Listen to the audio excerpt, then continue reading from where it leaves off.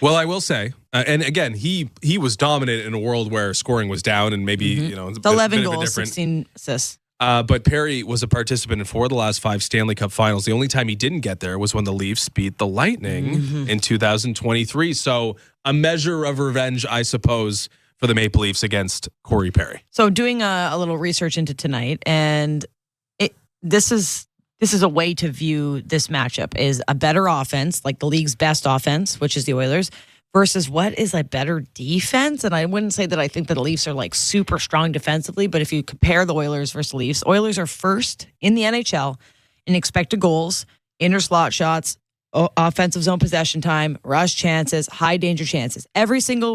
Basically every single statistical category you can rank first in offensively, they do. Leafs are around 16, 8, 19, 28, and 18 league-wide in all those.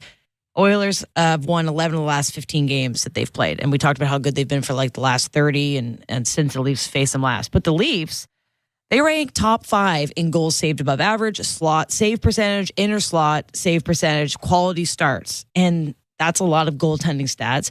But the Oilers comparatively are like 24th, 23rd, 22nd, and 17th in those same stats. So if you dumb it down to an amazing offense versus a pretty good defense, that's what you got tonight. A lot of that's going to fall on, unfortunately, the goaltending. But it's Joseph Woll in net tonight, and he has been pretty good. But when you look at the numbers, one team is just miles and miles and miles and miles ahead offensively. The Leafs have been brutal the last 3 games. Only scored 1 goal in each of the last 3 games, which we know what they lost all 3 of those games. Their goals against average and save percentage are not pretty. And their power play has gone 0%, 0 for 5 in the last 3 games. So if they want to beat the Oilers, they probably have to outscore them and play good defensively. You were kind of like squeamish a little bit when you were talking about, the defensive metrics for the Maple Leafs, because sometimes the eye test doesn't match what you see with the numbers. And I think that's sort of a case of maybe last 2 weeks, 3 weeks, maybe a month for the Maple Leafs, where it just hasn't seemed as polished defensively, or at least they don't have and haven't had Anthony Stolarz, who just covered up for a lot of the mistakes early on when he was playing so brilliantly for the Maple Leafs in tandem with Joseph Woll. Joseph Woll has been great too, and he's been great when the defense hasn't been so great, and that has led to some okay numbers, but not as good as it was previously and not as comparable to Anthony Stolarz. I think the Maple Leafs have been a little leaky defensively going on a month now, and I think part of that, a big subsection of that, has been the play of Morgan Rielly, who continues to become a little bit more further and further underneath the microscope here in Toronto as he, toggles through partners and gives up more than he's giving on a night-to-night basis, and has having conversations with Craig Berube and a lot of Leafs talk conversations and a lot of discourse going into that discussion. And I think it's warranted at this point. Like, the fact of the matter is, Morgan Rielly is the leader of the defense corps, or at least he is by seniority and by the letter that he wears on his shoulder and all that stuff. It might be Jake McCabe and Chris Tanev who lead it through minutes and importance, but Morgan Rielly still plays that really important role and still has a really focal role on this team. And if they're going to, reach their performance ceiling this year, like, it all hinges on Morgan Rielly playing way better than he's been playing. He's not the prototypical number 1 defenseman anymore, but he's got to give them plus minutes. He's got to chip in offensively. He can't hurt them. He can't be digging out of the Morgan Rielly minutes on a night-to-night basis. And a little bit more often than not, we've been seeing that lately. Yeah, it's tough because you can't question the guy that's a leader. He shows up in the playoffs. He plays with a lot of heart, but this is not the Morgan Rielly that we've come to love over the last couple of years as a Maple Leaf. And right now they need him. They need him to step up. They got to find a way. And you don't want to think that decline has started now, right? Because he's still got a couple of years as Maple Leaf, and you don't want to be thinking about, oh boy, like, did they do too much? Did they sign too much? I believe he'll find his way, but I don't have an answer for it. It's baffling. A couple notes here. Elliot Friedman tweeting that no Ekholm tonight for Edmonton.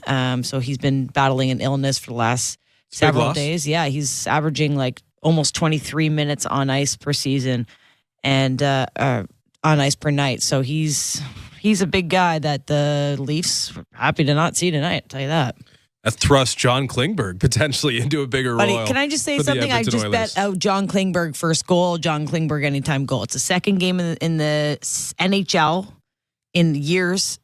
And I think Years. Played last year for the Leafs. Yeah, so years go by. And he's probably going to find a way tonight. You know how this stuff happens, right? Yeah, I could see it. Playing with Darnell Nurse and what I guess is the top pair without Matthias Ekholm. I'll run through the lines here before we hit a break and reset the matchup. Oilers and Maple Leafs on Hockey Night in Canada tonight. Matthew Nyes returns to the Maple Leafs lineup. He'll play with Austin Matthews and Mitch Marner. On the top line, it'll be Pacioretty, Tavares, and Nylander. That second line finally healthy and looking as good as it's looked on paper, frankly, in a very long time. Bobby McMahon, Max Domi, and Nick Robertson. We return to that third line that needs to prove that they can stay together in important moments. And it'll be Pontus Holmberg, David Kampf, and Steven Lorentz on the fourth line. On the back end, it'll be Rielly and Oliver Ekman-Larsson. Jake McCabe and Chris Tanev will form the shutdown line that's going to see a lot of Connor McDavid and Leon Draisaitl. It'll be Simone Benoit and Connor Timmins with Joseph Wall starting. It is Matt Murray backing up tonight with Anthony Stolars doing some skating and practicing lately. Okay, so I'm feeling good about Joseph Wall getting a break soon. That's what I'm feeling good about. You know? Yeah. What do you think he'll do? Probably climb some mountains? I hope he just says, talk to me in 2 weeks. I'm going on a spa retreat. I'm going to rehabilitate my body. No, we need the Joshua Cloak vacation breakdown in the Athletic. That's true. I don't know what he's probably play with Lego, and I don't even mean that like facetiously. He loves Lego. Does he? He's a huge Lego guy. Okay. Yes. I like the mountain range aspect. The Wasatch. Find him in the Wasatch. Oh, there you go. A big Wasatch guy. What burger would you be between these two? You have that written down here somewhere. I was going to do a blind burger, let me close my eyes. Not review, but what you would prefer. So burger A, burger B, because clearly Austin Matthews and Connor McDavid are peddling burgers on us. Burger A, quarter-pound beef patty, hickory smoked bacon, crispy onion, pickles, smoky barbecue sauce, and processed cheese. That is burger A versus that's dynamite. Burger B, four, count them, 4 beef patties, onions pickles, processed cheese, special sauce, and a sesame seed bun. Are you picking burger A or burger B? That's the winner tonight. A. Well, the winner is Toronto Maple Leafs and Austin Matthews. That burger second burger just clogged an artery. Yeah, I can't imagine Connor McDavid hammering 4 beef patties, onions, pickles, processed cheese, special sauce on a sesame seed. Is that just a double Big Mac? Yeah, I think so. Oh my goodness. It's just double the meat on a very famous sandwich, very famous fast food sandwich. Okay, give me the Oilers lines and pairings. Okay, well, when you do this, I'm going to count how many revenge angles are about to come. Okay, let's do it. Top line, Leon Draisaitl, Connor McDavid, and Corey Perry. Any revenge? I think Corey Perry's just more Leafs killer, but he not really revenge. Yeah, not quite. It's like a different subsection. Victor Arvidsson, Ryan Nugent-Hopkins, and Zach Hyman. There you go. Ding, ding, ding. Vasily Podkolzin, Adam Henrique, and Connor Brown is the third line. Ding, ding. Jeff Skinner, Matthias Janmark, and Kasperi Kapanen. Ding, ding, fourth ding. line. Okay, so there we go. 3 of 4 dings during the Jeff Skinner used to loves playing against the Leafs too. A lot of guys who have played for or love playing the Leafs on the Oilers, at least from their forward standpoint. Darnell Nurse and John Klingberg. Ding, ding, ding. Brent Kulak and Evan Bouchard. Troy Stetcher and Ty Emberson. No, wow, that's a lot though, isn't it? Stuart Skinner will play goal tonight with Calvin Pickard backing up again. Matthias Ekholm not on the ice. Sick all week, according to reports. Kasperi Kapanen sneakily doing really well for the Oilers. Always thought Kasperi Kapanen was a very serviceable guy. Sorry, really well's maybe doing well. Yeah, I'll give 10 you points this season. I guess really well is a bit of a stretch, but like this is a guy, like incredible skater, scored a huge goal for the Maple Leafs in that first. When we were young and everything was like, there was no stars yet for the Toronto Maple Leafs, just scoring big overtime goals against Washington in Washington. Very exciting stuff. He was a guy like, remember Andreas Janssen, just give it a little bit too much money from Kyle Dubas early on. And he just squeezed him out pretty quick and he just bounced around, couldn't find a home. But maybe like it has for Zach Hyman and like it has for Connor Brown, Edmonton can be that destination for Kasperi Kapanen. Yeah, I don't know. Kind of forgot about his presence, but I'm sure tonight, with all these revenge angles, we will see some Kapanen moments. As we mentioned earlier, Yanni Hakanpää out of the Four Nations, so it's too bad. I was looking forward to a lot of Four Nations discussion. You were looking forward to him not playing a single game with the Maple Leafs. I actually wanted to see how we would deal with that as media. I would have loved to see that. It would have been pretty funny if he played 0 games as Maple Leaf and then suits up for his home country. And then is scratched for the first game back for the Maple Leafs. Yeah, so he's officially out. That was just news earlier today that he won't be in the Four Nations. But there's a little bit of Four Nations connection on the ice. But remember, the Oilers earlier on the season, they had about a shoe-in for 3 or 4 guys that did not get the call. And this is about 2 weeks out from the Four Nations kicking off. So not that that's a revenge angle, but it's just something to think about. Yeah, Zach Hyman didn't make it. Bouchard Evan didn't make it. Skinner didn't make it. And all three have been playing real well since not making it. You can even put Darnell Nurse on that list. Yeah, Darnell Nurse was another one. You're right. Okay, we got Leafs and Oilers tonight. It's Hockey Night in Canada here on Sportsnet 590 The Fan. And, of course, starting on Sportsnet, Leafs with a bit of a 3-game losing streak to avenge. We're getting things kicked off on the other side of the break. We'll get you set for Puck Drop. You listen to Most Leafs Hockey on Sportsnet 590 The Fan and the Maple Leafs Radio Network.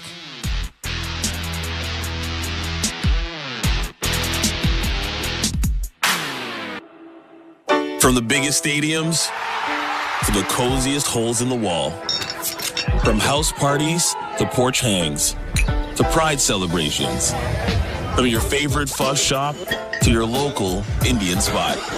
From noodle bars to sports bars to salsa bars. There's a Molson with your name on it. Canadian Ultra XL. Molson. Everyone in. Must be legal drinking age. The 2025 Honda Civic Hybrid is here, and it may sound too good to be true. With a 2-liter 4-cylinder backed by 2 electric motors, giving a combined 200 horsepower, it's our most powerful and fuel-efficient Civic ever. Plus, with an estimated range of over 800 kilometers and available features like a Bose premium sound system, your crew will love it too. Huh, maybe it should be...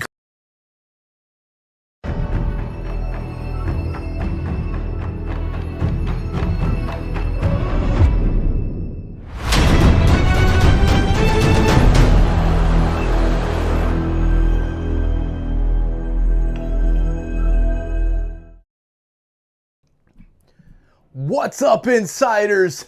Thank you for hanging out with us tonight. The Maple Leafs taking on the Minnesota Wild. It's time for our buds to bounce back after a couple bad performances. But it's all right. We've got it coming tonight. So great to see you all. Cheers to everybody here in the chat tonight. Thank you for hanging out with us. Doing a lot of work behind the scenes to get things going for a big month of February and a big month of March to get ready for the NHL playoffs. That's right. It's going to be huge. Every single game of the NHL playoffs is going to be live right here on TSI, and I can't wait to do it with all of you here in the chat cheering on our buds. Now let's get to the game tonight. We got to beat the Wild. Thank you for being here. We'll see you guys back in the chat. From every angle on the SiriusXM app. From live breaking news channels to deep diving political podcasts and the latest White House coverage and analysis with the SiriusXM political channels, Patriot, POTUS, and Progress, and Megyn Kelly on Triumph. Just search First 100 Days in the SiriusXM app. NHL Morning Skate. I think general managers must sit back in their chairs, Gore, and they must say, okay, if we make a coaching change here, chances are that at least for 10 games, we're more than competitive, and we're probably going to win much more than we lose. Coaches are probably yelling an expletive, right? About, whatever, how that particular trend is going. So you're right. So far, it's like perfect. NHL Morning Skate with Scott Laughlin and Gord Stellick. Weekdays, 7 a.m. Eastern on NHL Network Radio, SiriusXM 91, and the SiriusXM app. Hockey 24/7 on SiriusXM NHL Network Radio. Playing in the Four Nations face-off for Team USA. Connor Hellebuck. How do you feel about getting a chance to play for USA? The type of hockey it's going to be fun. There's going to be some high-pressure games. You're going to be putting your country's jersey on. You're representing your country. I think we're going to have a great fan base around us. And I'm really looking forward to what it brings. SiriusXM NHL Network Radio, SiriusXM 91, and on your schedule with the SiriusXM app. The UEFA Champions League is back on SiriusXM FC, and this year it's bigger than ever. Absolutely ridiculous from Real Madrid. Merseyside magic from Mo Salah. Now, with more matches featuring soccer's most iconic clubs as they battle it out for European supremacy. What a start for Inter! Haaland scores the hat-trick! From the league phase to the final, the Champions League is on Sirius XM FC 157 and the all-new Sirius XM app.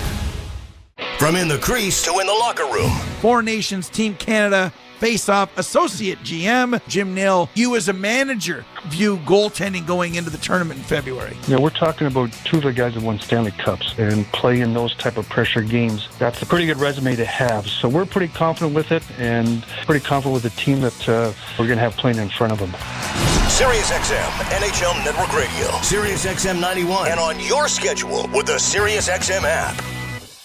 Join me, Gord Stellick, and Scott Laughlin as we recap the night that was on NHL Morning Skate, weekday mornings at 7 a.m. Eastern on NHL Network Radio, Sirius XM 91.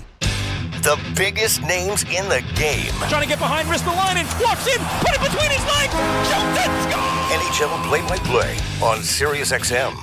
The best hockey lives here. Burns gets it back, stick handles to the backhand, moves in front, score! NHL play-by-play on Sirius XM. And good times. This is Molson Leafs Hockey. On Sportsnet 590 The Fan and the Leafs Radio Network. There's a Molson with your name on it. Guys are excited. We get the 5 o'clock start time. It's always nice. They come into our building and we got to change our schedule around, but Welcome back to Molson Leafs Hockey on Sportsnet 590 The Fan, the Maple Leafs Radio Network. Ailish Forfar, Justin Cuthbert, Leafs and Oilers, Hockey Night in Canada. Anything for the Leafs. Anything for the Leafs. You missed it. That was Connor McDavid joking around with the media that, whatever, we'll move our start time for the Leafs. And then just on Hockey Night in Canada on the Sportsnet TV version, Kevin Bieksa was interviewing Leon Draisaitl, and he was asked, it's a really big game for us here. Like, what do you guys think, moving the... In jest, Bieksa was like, we got the league to move the time up. And Leon's like, anything for the Leafs. So a lot of discussion around this start time. It's like the Oilers have never not played a 7 p.m. game. Well, I don't know about you. I haven't really actually been in any positions like this, but you maybe have been where you're so good, you're playing at such a high level, never. Your team has really no adversity being thrown their way, so you have to kind of construct something in your mind, and maybe the Oilers are doing just that, because since the last time the Oilers played the Leafs, they've been an absolute wagon, the best team in the league, just fractionally behind the Caps for the league's best record. They paced the NHL in goals, scoring nearly 120 since that November 17th game. Their goal differential is nearly 40, allowing the fourth fewest against. The Oilers, since that meeting, have done so many things so well. And I think on a night like this, when things are going so well, you might be looking for something to give them that extra little bit of motivation. Maybe Edmonton's doing that tonight. Well, I don't think they need to manifest or create any excitement into tonight's game, because this is probably, we were trying to decide if it was our biggest matchup, biggest butts in seat type of night, but Leafs Oilers is some of the best hockey you're going to see, and it's great to have two additions back in the lineup. If you're the Maple Leafs, you've got John Tavares and Matthew Nyes coming back from injury, and they are much needed because it's going to help with the top 6 boost for the Leafs. It's going to help some goal scoring because they have not had a lot of luck as of late. A 3-game losing streak here and 1 goal in each of those 3 games. Have not been able to really create much unless it's Matthews, Marner, and Nylander, and having Nyes and Tavares back in who account for almost 25% of the Leafs goals this entire season is just going to help alleviate a little bit that stress on the top line, kind of spread out some of the scoring, and give the Oilers some other line to pay attention to. William Nylander's got better line mates and a little bit more offense spread out here. Yeah, very timely to get these two back, to get John Tavares back into the center ice position, into the top 6, get Matthew Nyes back on that top line, because frankly, if you're bringing Pontus Holmberg in a top 6 role to Rogers' place, you're bringing a knife to a gunfight against the Edmonton Oilers. It just would not work out in the way that it should. This is the way the game should be played, with superstars on each side, 2 really, really good top 6 units apiece, and 2 stacked top lines that are going to factor heavily in the Four Nations face-off this month. We can officially say this month now, given that it's February 1st, with Austin Matthews and Mitch Marner going head-to-head tonight with Connor McDavid and Leon Draisaitl, who will be at the next international event for Germany. So good to get some big pieces back to make sure that this rivalry is played at its peak. Yeah, and the Maple Leafs starting Joseph Woll tonight, which not a surprise at all, but it's been a bit of a heavy workload for him over the last stretch. This is going to be his 11th start since January 1st, and it is now February 1st. So that's a lot of hockey in 1 month. And only Andrei Vasilevsky and Connor Hellebuyck have started more games. That's a stat from Jonas Siegel. Appreciate that. But started more hockey in that span. So those are some of the best goaltenders and most reliable goaltenders in the league. And Joseph Woll's right up there with them. And that was always the knock on Joseph Woll, or at least the question that he had to answer. Can you take on a starter's workload? At least for this month, this segment of time, we can confidently say yes. However, the numbers this month, maybe not as good as the numbers that he's been able to put up previously. But I think that might be more symptomatic of a defensive team and a team that has played without its top guns offensively for a little while now. Missing John Tavares, missing Matthew Knies, being a little bit up and down in terms of their continuity across the board. The fact that the Maple Leafs are going to be inviting Anthony Stolarz back sooner than later is a great thing, because despite Joseph Woll proving he can play, I still think the best version of the Maple Leafs is when those two guys are working in tandem. Yeah, defensively, Leafs are going to have a lot to deal with tonight. The Oilers ranking first in the NHL in expected goals, inner slot shots, O-zone possession time, rush chances, high danger chances, any offensive stat. The Oilers are number one in the league. They've also won 11 of their last 15. Leafs, pretty good defensively. A lot of that relying on goaltending. But tonight, you got firepower versus firepower on those two top lines, which you mentioned. It'll be really awesome to watch. Hopefully, they get I hope they match them up together. Like, just let them cook. I want to see those guys go.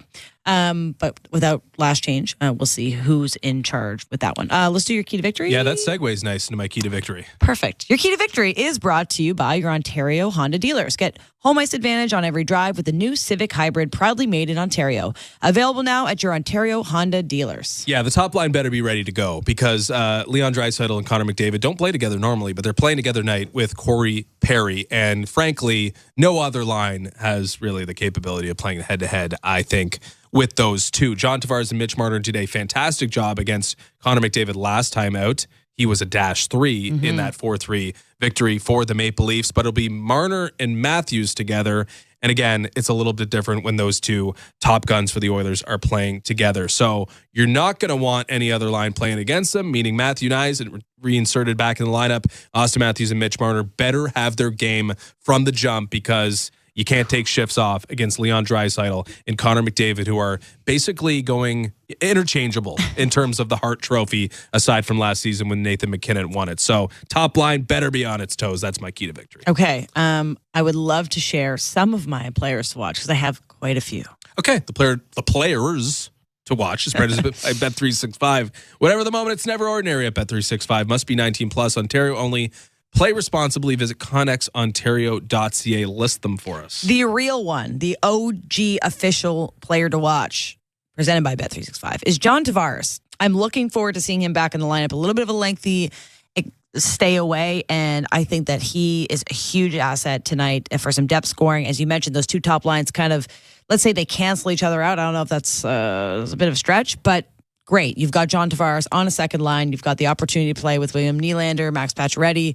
I'm looking at what John Tavares brings back to this lineup tonight. So he's plus 250 for a goal, minus 130 for a point, but pretty good value on 2 points, plus 375. I just like him to factor in tonight. He's a great leader. He's a guy that's going to be excited to get back out there and start to make his impression back in the lineup, because he has had a really great season so far. And I mentioned it earlier, him and Matthew Knies getting back in the lineup, they provide a lot more depth scoring than the Leafs have been looking for as of late. Here are my little bonus just for funsies. You got the revenge pool here? The revenge pool. Pick one from the pool. I've got Hyman plus 150 for an anytime goal. Connor Brown plus 600 for an anytime goal. Klingberg plus 650 for an anytime goal. Previously to him getting moved up to the top pairing, because Ekholm's out, he was 14-1 and has now been cut in half his odds to score. He has played one NHL game this year. So that shows you something. And I'm just pulling up the Kapanen one because I forgot that he played for this team. And he is plus 550. So that's your revenge pool. Am I missing any Leafs revenge? No. And I put Perry in there too, because Perry's actually good value. He's on the top line. Plus 450. Plus 450. Might have already bet that one. Could be a free cookie there for Corey Perry at some point. He won't have to deal with the likes of Ryan Reeves. I mean, we were talking to Mark Spector of Sportsnet.ca in the previous hour, and yeah, the Oilers don't really have that tough guy who could go toe-to-toe with Ryan Reeves. I guess Darnell Nurse will be that guy, and he won't be that guy tonight, at least with Ryan Reeves, because we won't see that subplot continue. As you might remember, in the last meeting or the previous meeting this season between these two teams, Reeves, a headshot on Darnell Nurse, knocked him out for a week or so. Reeves was levied a 5-game suspension for that head hit. Nurse didn't receive his apology very well, so it could have been an interesting little subplot to this game, but we won't see it tonight with Ryan Reeves scratched in a game that will be played like a track meet. Definitely. All right, you got Matthews and Marner, and you've got McDavid and Draisaitl, and a lot of revenge angles tonight. And, of course, a huge matchup on Hockey Night in Canada. Leafs looking for an opportunity to start this lengthy road trip, which will be the final couple games before a really nice 2-week break. They're starting tonight. They're going to play all of the West Coast teams in a little bit of a run here. They've got Calgary, Seattle, and Vancouver after tonight against Edmonton. So looking to start that out on a great start. Got more health in the lineup than they've had in a long time. Feels like a good litmus test. Feels like a good way to put your best foot forward as you start what's a 4-game streak before you take a little bit of break for the Four Nations face-off. So we got the first period, puck drop just on the other side of the break with Joe Bowen and Jim Ralph. You've been listening to Molson Leafs Hockey on Sportsnet 590 The Fan and the Maple Leafs Radio Network.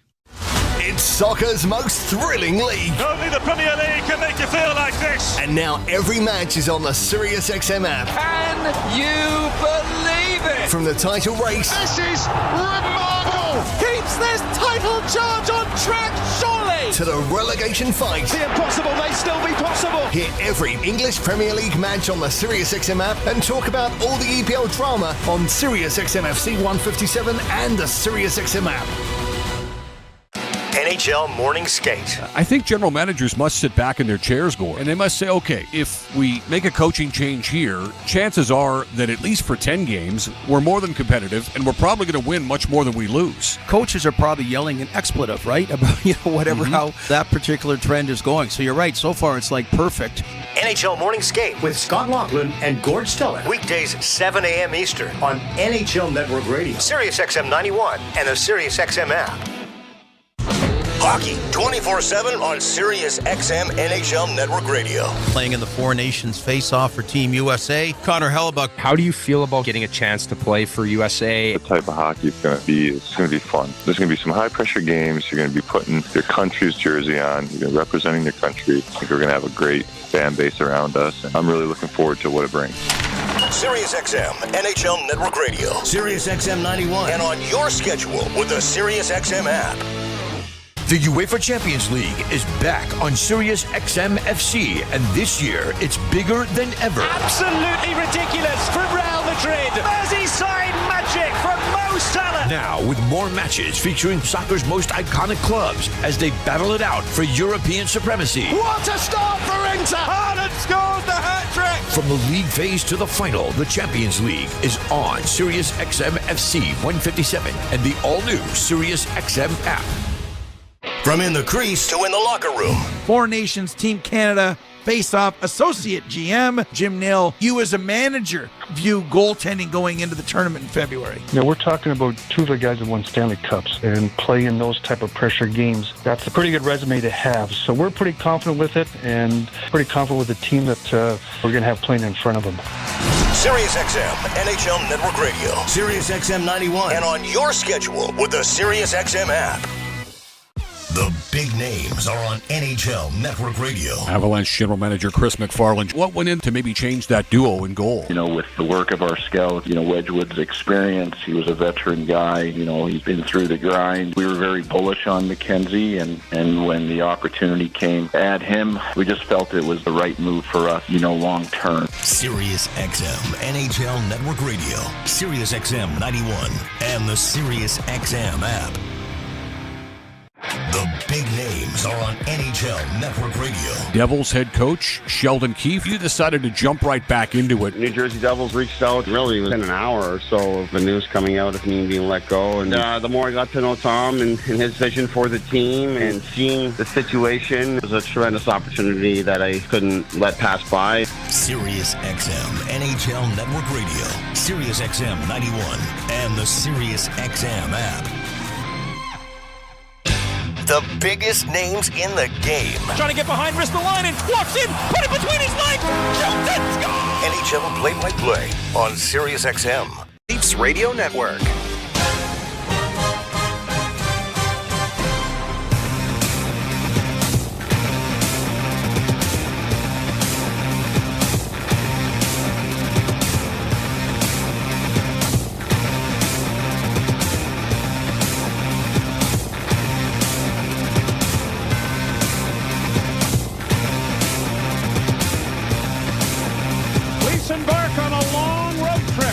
To the Four Nations Cup, and it starts with a marquee matchup as the Leafs tangle with the Oilers in Edmonton. Hi everyone, Joe Bowen along with Jim Ralph. And the Knights of the Knotted Necks tonight are brought to you by Molson. Molson, everyone in. Joseph Woll is 17-10-0 for the Maple Leafs. This is his very first ever start against the Edmonton Oilers. And at the other end of the rink, it is the veteran Stuart Skinner, 19-11-4, 2.66 his goals against average, and he is 2-2-1 lifetime against the Maple Leafs. The Leafs get some good news out of the infirmary. John Tavares and Mr. Nyes, Matthew Nyes, back into the lineup for the Maple Leafs here this evening. So the top six forward group gets some help just in time to see if they can improve on some offense that has dried up. Yeah, Connor Dewar, I guess, really the only regular before this, keeping Hockenbach and Yarncroc out of the mix. So as close to being healthy as the Leafs have been in a long time. Leafs to the right and the Oilers to the left, and an errant pass goes down into the Leafs zone, and Wall going to snap it along the glass to try to get it into the corner, and does. Matthews plays it off to the defense, and Tanev gets it out at center. Marner unable to track it down. Puck comes back to the blue line, and the Leafs have it under control back at their own zone. McCabe and Tanev back together as a shutdown pair. Oliver Ekman-Larsson will be teamed with the struggling Mr. Rielly. Morgan has really had a difficult time, plus minus this year, as the Oilers get it in over the line. Trying to play it back to the point. Long shot, and seeing that through a maze of legs was Wall, as Nurse let it go, and it will be held for a face-off in the Toronto zone. Oliver Ekman-Larsson give Klingberg a little shot in the back on the way by. As things get underway, Edmonton with the first shot on goal in this game. Leafs have had pretty good success in the Matthews-Marner era against the Edmonton Oilers. I'd say they have. 18-4-2 in their careers against Edmonton, including 9-2-1 in Edmonton. A lot of that was built that 1 year. The Canadian COVID division. year, yeah. Draw scrum, but the Oilers control the puck and get a wrist shot into the corner. Trying to work back at the net with it was Kulak. He got it taken away, and now it's played up into the corner. And the Leafs unable to get to it as it is knocked back in there by Corey Perry. Here's McDavid circling out of the corner, drops it back to the point. Looking to get a shot away there was Klingberg, and a stick breaks, and the Leafs are able to break it out. Nylander one-on-one back and over the line. His defenseman falls down. He's in a goal, and the right pad of Skinner just did get a piece of that as Willie broke in around the defense. Brought back by Nurse in over the line. Goes around, centering pass, knocked away by Wall, but it goes back of the net. Draisaitl trying to work his way out. Played it back into the corner. A pass back into the slot area, trying to get a shot away. Klingberg, another rolling puck in front of the net. Comes back to an open side. No, unable to get a shot away. Oilers with it again, back into the slot for McDavid. Fed off on the wing, and it comes off his stick and is carried all the way to center ice. Oilers backpedaling in their own zone with Noah Phillip getting it ahead. Both teams getting a change in. Brown brings it in on the left wing, going to slam it around the boards to the right wing side. Phillip tried to get in on the forecheck but couldn't, and now it's brought back into the far corner and launched high into the center ice area. A giveaway here, and Matthews finds Marner. Marner works it to the near board, centering pass, and it was fanned on there by Benoit. Leafs can't keep it in as it's poked out at center ice and played down into the zone by Ryan Nugent-Hopkins. Good hit there by Kasperi Kapanen, the former Leaf, on Leaf defenseman, as it's played down into Edmonton territory. That might be the first hit I've seen from him. Now that's not nice to say. Maybe my memory's that right. Well, could be that. Leafs going to be called for an offside. No, it comes back. They are able to tag up, and the Oilers have it under control in their own zone. 3 minutes played. Another giveaway brought back in by David Camp. Camp taken to the boards efficiently there by Kapanen. The puck down in the far corner for Pontus Holmberg. Thought about coming out in front. Stops up back of the goal. Got it into the corner. And a touch pass went off of Camp's stick. And back come the Oilers with a 3-on-2 rush as they go wide. Trying to get it in front of the net. It hits the side of the goal. The puck's still there. And Wall is going to drop his goal stick and grab it with his blocking glove and stop play to bring a face-off in the zone. Willie Nylander, who leads the league in breakaways. I don't think this was one, but it turned into one when he undressed the defenseman. Yeah, Klingberg gave him a pretty good one-handed whack across the gloves as Nylander cut across the top of the crease. Couple of good scrambles around the Leaf goal. I'll tell you, that McDavid shift against the Domi line might be a matchup Chris Knobloch is going to try to have throughout tonight. Round on the boards, near side for McCabe. Got the puck out into neutral ice, but the Oilers are able to play it back on the wing, and now on the far side is brought in over the line. Left wing side trying to drive the net with a one-hander, and it just went wide. Centering pass deflected off Ryan Nugent-Hopkins wide. Pacioretty will get it out at center. Oilers with it again and are able to knife it down into the Toronto zone. Tanev swinging it around the boards. It will escape the center before it's drilled right back in on Wall. And he'll hold on to that as the Oilers have had 3 shots. The Leafs 1 here in the first period. Another turnover. Oilers bring it in with a drive, and that was deflected wide of the net by McCabe. Puck down into the corner, looking for a man in front. It was Draisaitl, but he couldn't come up with it as it comes back to the blue line. Near side for Evan Bouchard, but he can't keep the puck in. And it comes to center ice, and now back in over the line with Nyes chasing after Bouchard. Puck comes up on the wing, and the Oilers will get it out into neutral ice. Bouchard has it knocked away by Matthews. Matthews back in over the line. A drop for Nyes with a pass in front looking for Marner, and it was in behind him. Oilers bring it right back. Bouchard gets it in over the line. Draisaitl centering pass, and the one-timer by McDavid was deflected off a body and went wide. Well, Ekman Larson chases. Yeah, I think Ekman Larson might have taken a high stick there that went uncalled. Bouchard's point shot is blocked. Oilers keep it alive. To the near side for Draisaitl. A shot high and wide of the net. And that's going to carry him off the end boards and come to center ice.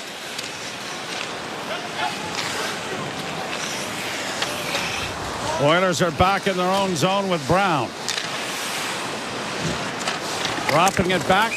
And as it is shot in, a whistle goes, and apparently an offside at the blue line. 14:33 to go. You and I were talking about this before we came on the air tonight, but with the salary cap going up in the National Hockey League, it's an interesting matchup, goaltending, between the Oilers and the Leafs. The Leafs, between Stolarz and Wall. Wall's still in his entry-level deal, a little over $3.2 million for the both of them.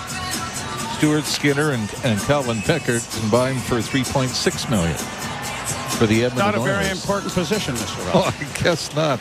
Do you know that there are 24 goalie contracts where one goalie makes more than the combined tandems of the Leafs and the Edmonton Oilers? I would think.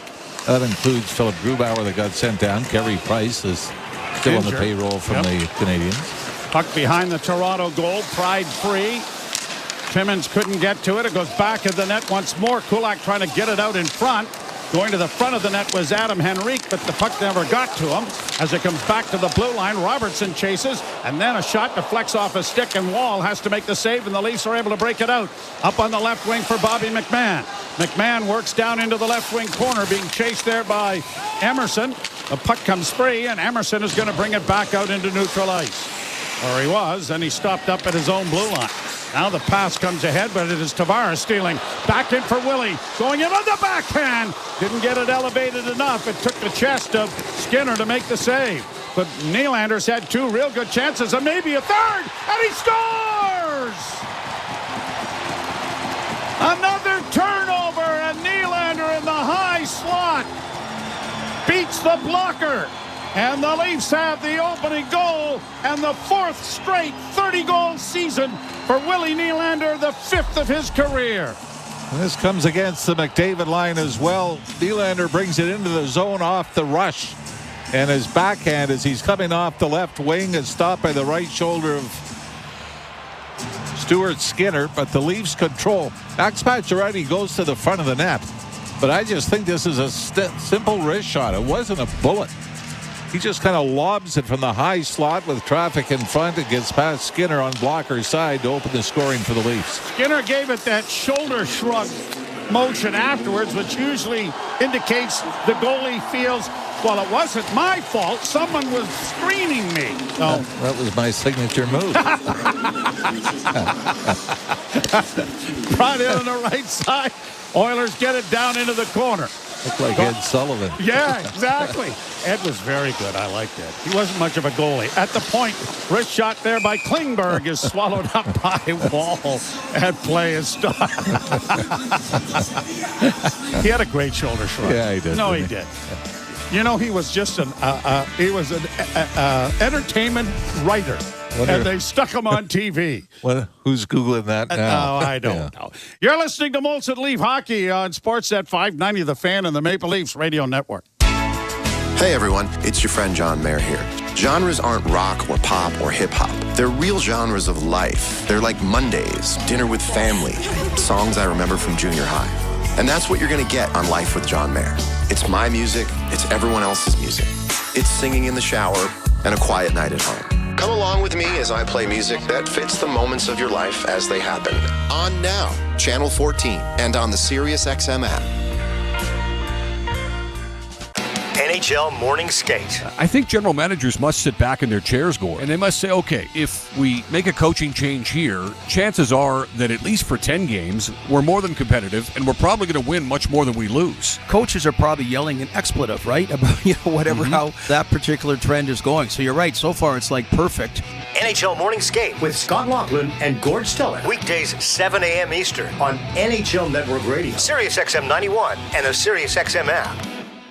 The UEFA Champions League is back on Sirius XM FC, and this year it's bigger than ever. Absolutely ridiculous from Real Madrid. Merseyside magic from Mo Salah. Now with more matches featuring soccer's most iconic clubs as they battle it out for European supremacy. What a start for Inter! Haaland scores the hat-trick! From the league phase to the final, the Champions League is on Sirius XM FC 157 and the all-new Sirius XM app. Join me, Gord Stellick, and Scott Laughlin as we recap the night that was on NHL Morning Skate, weekday mornings at 7 a.m. Eastern on NHL Network Radio, Sirius XM 91. The Leafs Radio Network. Well, the Bowen family is going through some tough times. Little Brody Bowen, who is 4 months old, has been in and out of hospital now 3 times, but is finally at SickKids. And we want to thank all of the folks that are down there on the 7th floor, 7C. He's going through a battery of tests as we try to figure out exactly what's wrong with his breathing and oxygen intake. But we all know that that is the best hospital in the world, and that they'll do everything they can for this little guy. As we get a scramble around the Leaf goal, that is played on. Back to the point it comes. Pass into the slot, intercepted by the Maple Leafs, and they'll get it out at center ice. Well, he's tough when family members going through health problems, but especially boy, and just a little guy. He's only 4 months old. A penalty coming here to Edmonton. Left wing side for Pontus. Holmberg centering pass, and a one-timer by David Camp was deflected wide. Camp is able to keep it in. Nylander down in around the boards and get into the corner. Got it back to the blue line again. Camp works to the far half boards. Down low. Centering pass comes back, and it's going to go all the way down and wide of the Leaf empty net. I'm sure Morgan Rielly's going, great. What next? What next, yeah. And now we're going to get an icing call here against Toronto, which won't count because the faceoff is going to be brought into the local rivalries better than Canada's into the Edmonton zone as a result. So Nylander opens the scoring for the Maple Leafs, who now get the first power play opportunity of the hockey game. And that was Spanish Holmberg driving in the net, was able to draw the penalty. Pretty good hook put on him. Who was that? It took a Nugent Hopkins was the Oiler that clamped on to Holmberg. So the Leafs will get the first power play of the night and try to extend their lead to 2. Oilers last game out at home against the Red Wings. We're up 2-0 after the first. Ended up losing that in a shootout. Tavares gets the lone assist on the Nylander goal. Leafs trying to add one here with a power play, and they win the draw. And a wrist shot is snapped over top of the near post there by Matthews. Here's Nylander trying to slide it back to the blue line. Kept alive by Marner to Nylander on the near half boards. Now back to the blue line. Just kept in by Toronto. Played to the side of the net. Nyes couldn't get it. And it's going to be rattled around the boards and set out and down the ice by Edmonton. Marner goes back. He starts up ice, then banks it off the boards to Willie. Nylander through center to the line. Works in on the right side. He got tripped up there as Matthews comes away with it. Could have been a penalty there. On the wing for Matthews. He doesn't shoot it. Steers it back for Marner. Marner looks back into the slot area. Tavares gives it back to him. Marner to Matthews on the far half boards on a shot. Block, rebound in front, backhand scores! Matthew Nyes! Welcome back! The Leafs power play makes it 2-0.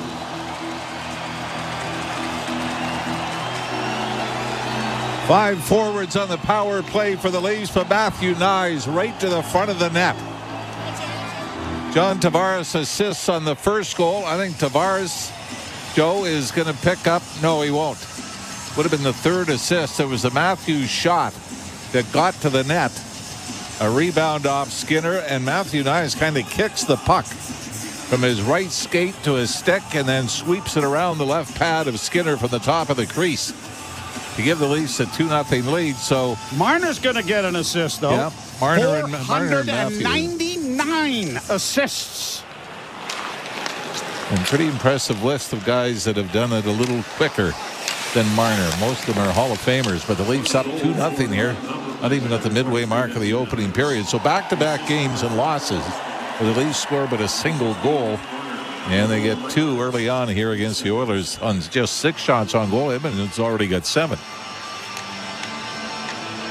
So Tavares is back. Gets an assist on the first goal by Nylander.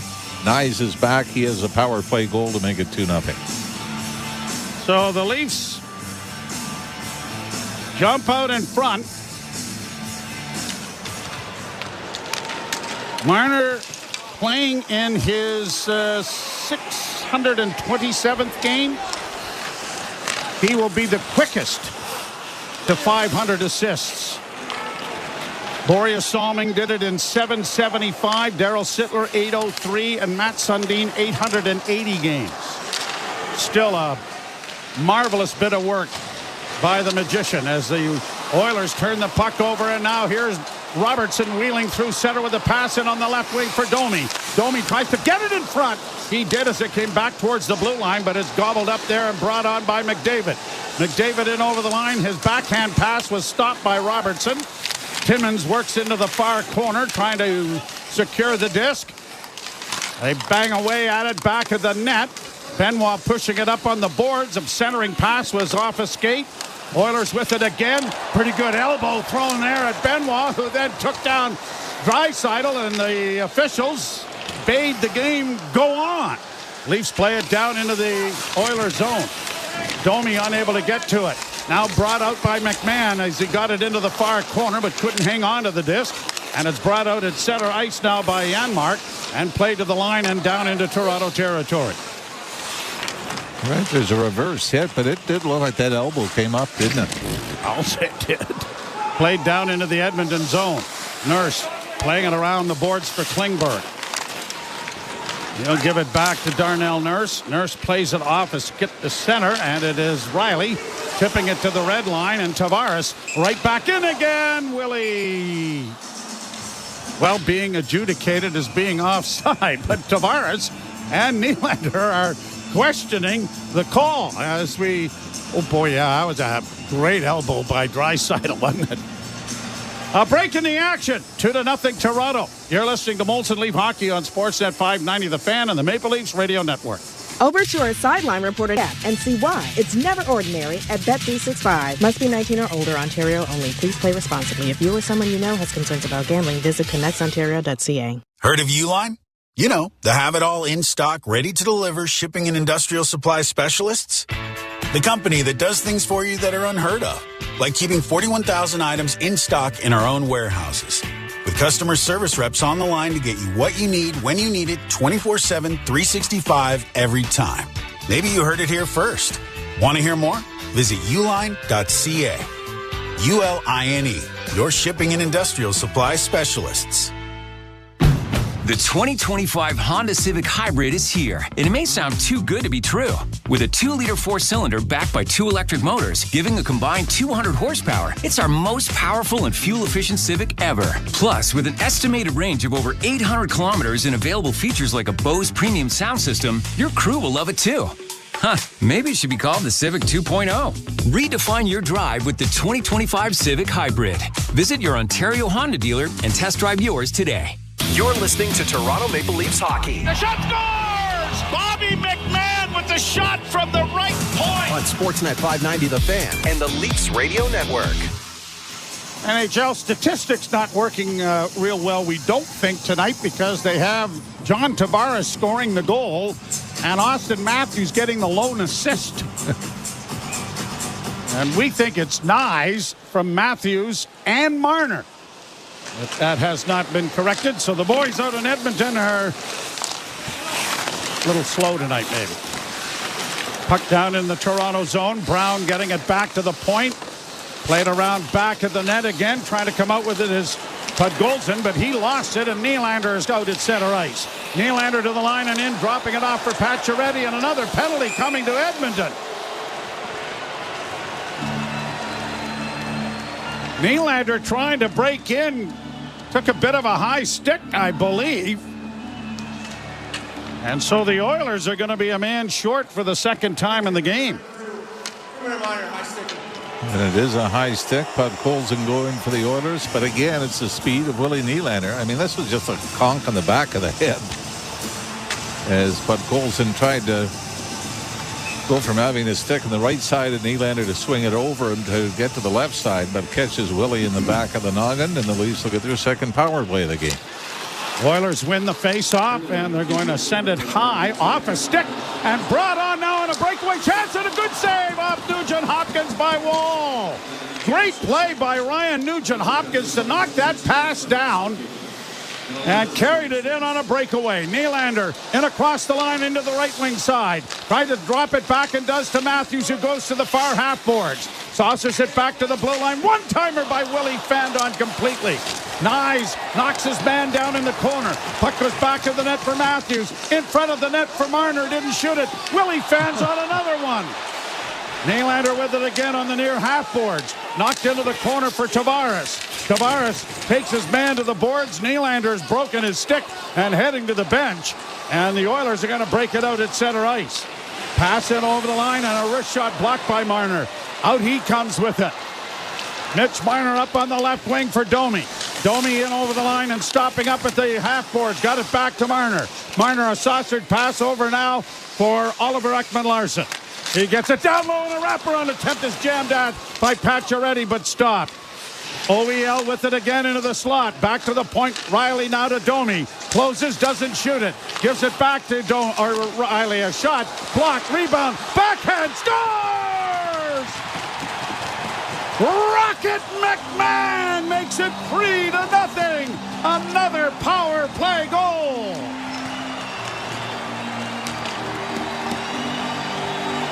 Second unit chips in. Get the puck to the net, much like the second goal to put the Leafs up 2-0.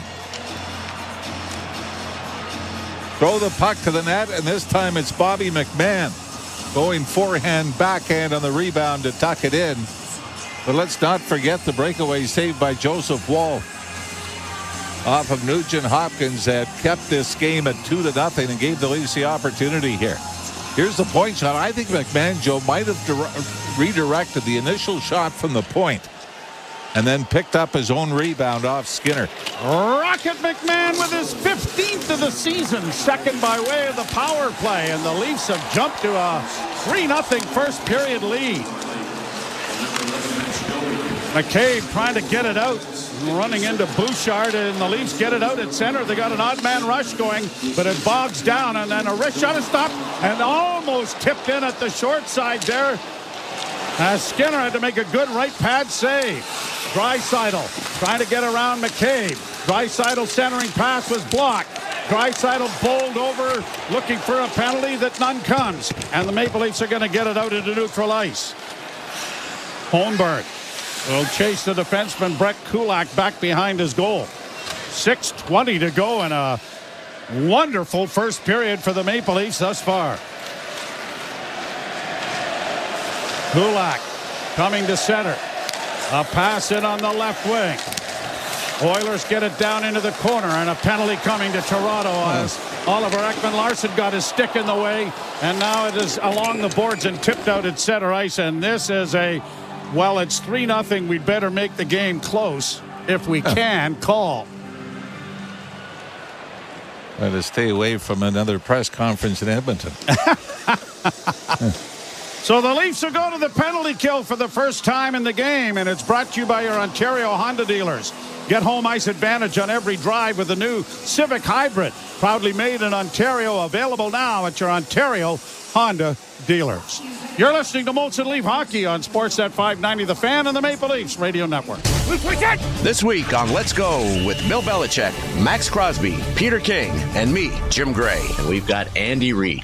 You're just got a good football team there. That's all there is to it. They're well coached. They're mentally and physically tough. I'm lucky to be in the position to have these guys. You get those special groups that come through, and you sure love when you're in a situation like this as a coach and you can feel it. Listen to the extended version of Let's Go, now available exclusively on the all-new SiriusXM app. NHL Morning Skate. I think general managers must sit back in their chairs, Gord, and they must say, okay, if we make a coaching change here, chances are that at least for 10 games, we're more than competitive, and we're probably going to win much more than we lose. Coaches are probably yelling an expletive, right? About, whatever, how that particular trend is going. So you're right. So far, it's like perfect. NHL Morning Skate with Scott Laughlin and Gord Stellick. Weekdays 7 a.m. Eastern on NHL Network Radio, SiriusXM 91, and the SiriusXM app. The UEFA Champions League is back on SiriusXM FC, and this year it's bigger than ever. Absolutely ridiculous from Real Madrid. Merseyside magic from Mo Salah. Now with more matches featuring soccer's most iconic clubs as they battle it out for European supremacy. What a start for Inter! Haaland scores the hat-trick! From the league phase to the final, the Champions League is on SiriusXM FC 157 and the all-new SiriusXM app. Join me, Gord Stellick, and Scott Laughlin as we recap the night that was on NHL Morning Skate, weekday mornings at 7 a.m. Eastern on NHL Network Radio, SiriusXM 91. Leafs Radio Network. Ryan Nugent-Hopkins in the penalty box after dumping Zach Hyman. Hyman, Draisaitl, McDavid, Nugent-Hopkins, and Bouchard, and this power play is dynamite. And the Leafs penalty kill needs improving. Oh boy, it has been a struggle in the last 7. They've killed off just 8 of 16. Oilers win the faceoff. Bouchard left wing side. Nugent-Hopkins gets it back to him. His wrist shot is blocked away nicely by Wall. Nugent-Hopkins with it again. A centering pass. It was jammed at. Stopped the rebound. Centered in front of the net. And McDavid couldn't get to it. Back to the point to Bouchard. On to McDavid. Cuts to the middle of the ice with a shot that's blocked. The rebound goes to the left wing side. Nugent-Hopkins with it there. Holding. Nugent-Hopkins plays it back to the blue line. And it comes back into the corner now. Hyman in front of the net had to go off his skate as it was centered. Puck back to the net with Tanev battling in there along with Matthews. They have it pinned up against the wall. The puck comes free. The Leafs are going to get to it and just play it out at center. Why they didn't send it a little harder is beyond me. But now here's McDavid bringing it right back in, and he loses the puck as he's taken down by Bouchard, and Wall will stop play. I want to understand what that was all about. Is that Marner? Yeah, Marner just kind of tried to baby it up the boards, and the Leafs were trying to get a line change in. Yeah. Turned right back the other way. Minute 8 left in the power play. 5:06 in the period. 3-0 Toronto. Ross scrummed. Played back to the point, kept in, and a one-timer is stopped by Wall, and now it's hammered down the ice by the Leaf penalty killers. Bouchard will go back. They get a lot of production from the back end. That time a bad pass by the back end. And it's going to be an icing call as it comes back into the Toronto zone. 28 goals from Edmonton defenders, which is 5th in the National Hockey League. And Joe Bouchard, I mean, he is, or Evan Bouchard, he has got an absolute rocket from the point. So you've got the one-timer of Draisaitl on the low right wing side. You got the shot from the point. You got McDavid. You got Hyman in the middle. And Nugent Hopkins has put up some pretty good points, numbers in the power play as well. Leafs win the draw, but it comes all the way back into the center ice area. And now fed ahead for David Kampf. He'll get it down into the zone against Draisaitl. Rings it around the boards for Nyes. Nyes against the boards trying to keep it in. Gets a bit of a whack at it, and that will kill off about 10 or 15 seconds as finally the Oilers are able to break it out. Here's McDavid wheeling in over the line. Lost the puck on the boards, and down the ice it goes. You think the McDavid family's happy in Newmarket that the game's on at 7 o'clock instead of like 10, 9? I don't know. Just wonder. Shot around the boards and into the Toronto zone. Timmins on the end boards. Got it freed up for Pontus Holmberg, but he was bodied off the puck. The penalty is over. Long shot deflects off a body into the far corner. Back to the point. It'll come D to the near side. Trying to get a shot is Klingberg. He didn't. It comes to the line. Just kept in. Now Lorenz can't get to it. Back of the net for Timmins. He had it taken away there by Henrique. Henrique getting it back to the point once more. Klingberg trying to get a shot away, and that was stopped. The big rebound in front of the goal. And the Leafs are going to get control of it and just get it out into the neutral ice and played by Lorenz the rest of the way into Edmonton territory. 3:20 to play in the first period. 3-0 Toronto. Fed back into the Leaf zone. Wall out of the cage to play it into the corner.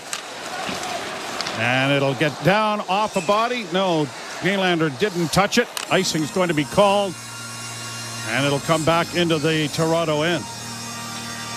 Well, the 3 goals to show for it. Leafs have had a lot more life tonight, haven't they, too? A lot of jump.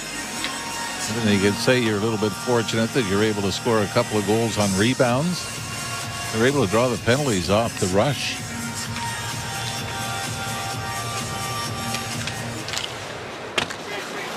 Draw one by Toronto. Banked off the boards out at center. Tavares getting in over the line. Couldn't drop it off into the corner. Took to the boards. Nylander back checking on Kulak as the puck comes to center, and it's shot into the Toronto end. Round on the boards to the far side. Nylander comes away with it. A pass ahead looking for his centerman, but couldn't find him. And the puck down, now turned over, and now Morgan Rielly keeps it in for Domi. Domi back to Morgan Rielly, a shot, and that went off a leg and went wide. Oilers have been guilty of turning the puck over. And the Leafs have taken advantage of it. If not scoring, it's resulted in a penalty usually, and then... Yeah, that's what led to the first goal, wasn't it? There yes. were 2 or 3 turnovers by the Oilers in a row, and the Leafs finally cashed in. Bouchard plays it down into the Toronto zone, but missed on the pass, and an icing call will send the puck and the faceoff back into the Toronto zone. Nylander, Nyes, and McMahon have scored for Toronto. Not sure. You can maybe help me with this. That I think it's only the second time this season that the Leafs have had 3 first-period goals. They did it in Detroit right after Christmas. That was a 3-goal game by Mitch Marner. They have, just let's go back to when last time they had 3 goals. Never mind first period. They have struggled offensively here, but the big boys are playing tonight. A shot deflects off his stick. Bouchard trying to center it ahead. Knocked away nicely there by McCabe, who adjusted well and read that pass. Robertson went for a slide in the forecheck and now brought out by Darnell Nurse. Nurse in over the line on the left wing side, trying to get it back into the slot area. Oilers work it back towards the blue line. Near side now for Nurse. Nurse with a shot in traffic, blocked in front by Tanev. He shakes that left hand saying, I'm all right, I'll be fine. And it's back down into Edmonton territory. What a warrior. I love this guy. I really do. He in my humble estimation at this point, is the most valuable player the Leafs have had this year. Into the corner for Benoit. Knocked his man in against the boards. The puck comes free. The Oilers come away with it. They work it back to the point. Walking the line with it is Klingberg. John Klingberg in with a backhand in front, went wide. Leafs trying to work it out on the boards, and Marner couldn't get it past his man. Now a great chance here on the left wing. Big save by Wall. What a great save by Joseph Wall. And then he comes away and gets onto it. And Corey Perry and Connor Timmins get in a wrestling match down on the ice. Right away, Connor Timmins grabbed Perry, who is right where you'd expect him to be, which is on top of Joseph Wall. And then Perry rolls over and gives Timmins a couple of shots, but that was a pretty good battle right in front of the Leaf net.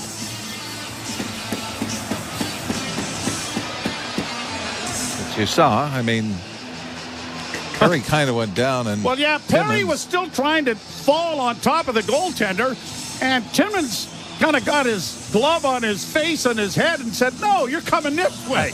And Perry kept trying to fall on Wall, which was kind of an interesting, we're not having that. Minor penalties for roughing.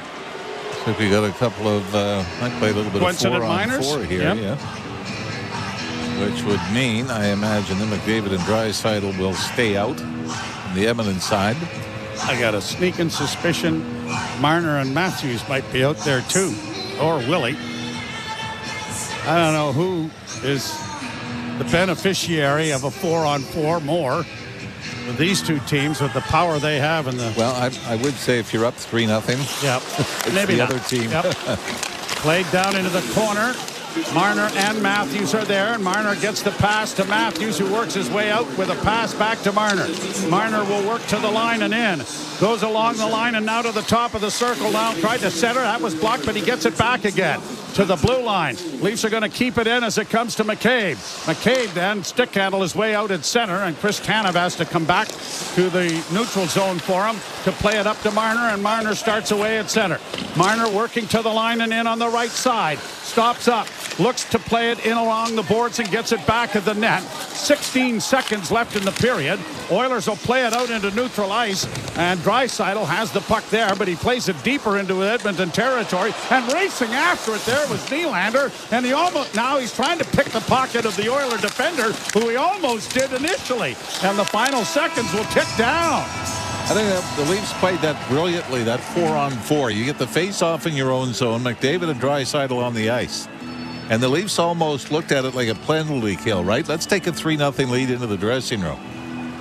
Held on to it, ragged the puck. No hurry to do anything, and we're able to get out of the period with their 3-0 lead intact. Edmonton does outshoot the Toronto Maple Leafs 14-11 in the first period. What kind of gets lost in all the goal scoring and everything is Joseph Wall made, 3 or 4 brilliant stops, and especially the shorthanded breakaway when it was 2-0. That could have turned that period right around. So the Leafs on goals from Nylander, Nyes, and McMahon, 2 of them on the power play, have registered a 3-0 lead after 20 minutes of play. Lots to talk about for Ailish Forfar and Justin Cuthbert. You're listening to Molson Leaf Hockey on Sportsnet 590 The Fan and the Maple Leafs Radio Network. You will win with money. You will become wealthy if you will do.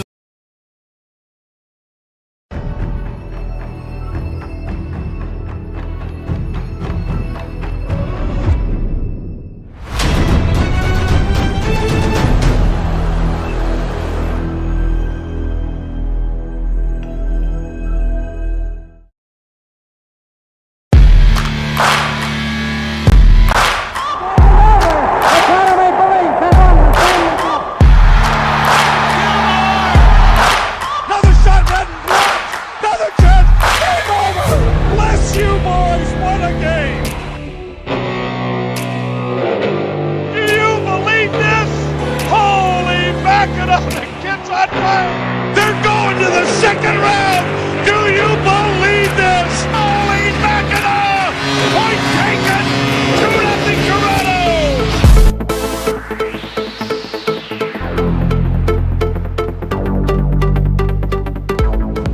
2-on-1. Minor in over the line looking for Tavares.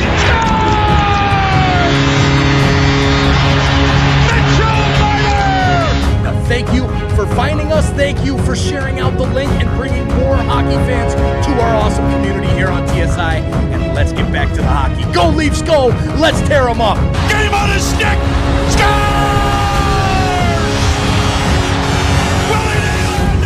Changing the world, one insider at a time.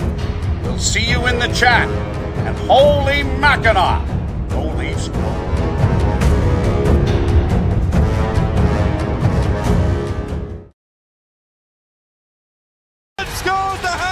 From the league phase to the final, the Champions League is on Sirius XM FC 157 and the all-new Sirius XM app. From in the crease to in the locker room. Four Nations Team Canada face-off associate GM Jim Nill. You as a manager view goaltending going into the tournament in February. Now, we're talking about two of the guys that won Stanley Cups and play in those type of pressure games. That's a pretty good resume to have. So we're pretty confident with it and pretty confident with the team that we're going to have playing in front of them. Sirius XM, NHL Network Radio, Sirius XM 91, and on your schedule with the Sirius XM app. The big names are on NHL Network Radio. Avalanche General Manager Chris McFarland. What went in to maybe change that duo in goal? You know, with the work of our scout, Wedgwood's experience, he was a veteran guy. He's been through the grind. We were very bullish on McKenzie, and when the opportunity came to add him, we just felt it was the right move for us, long term. Sirius XM NHL Network Radio, Sirius XM 91, and the Sirius XM app. The big names are on NHL Network Radio. Devils head coach Sheldon Keefe, you decided to jump right back into it. New Jersey Devils reached out really within an hour or so of the news coming out of me being let go. And the more I got to know Tom and his vision for the team and seeing the situation, it was a tremendous opportunity that I couldn't let pass by. Sirius XM NHL Network Radio, Sirius XM 91, and the Sirius XM app. Join me, Gord Stellick, and Scott Laughlin as we recap the night that was on NHL Morning Skate, weekday mornings at 7 a.m. Eastern on NHL Network Radio, Sirius XM 91. Radio Network.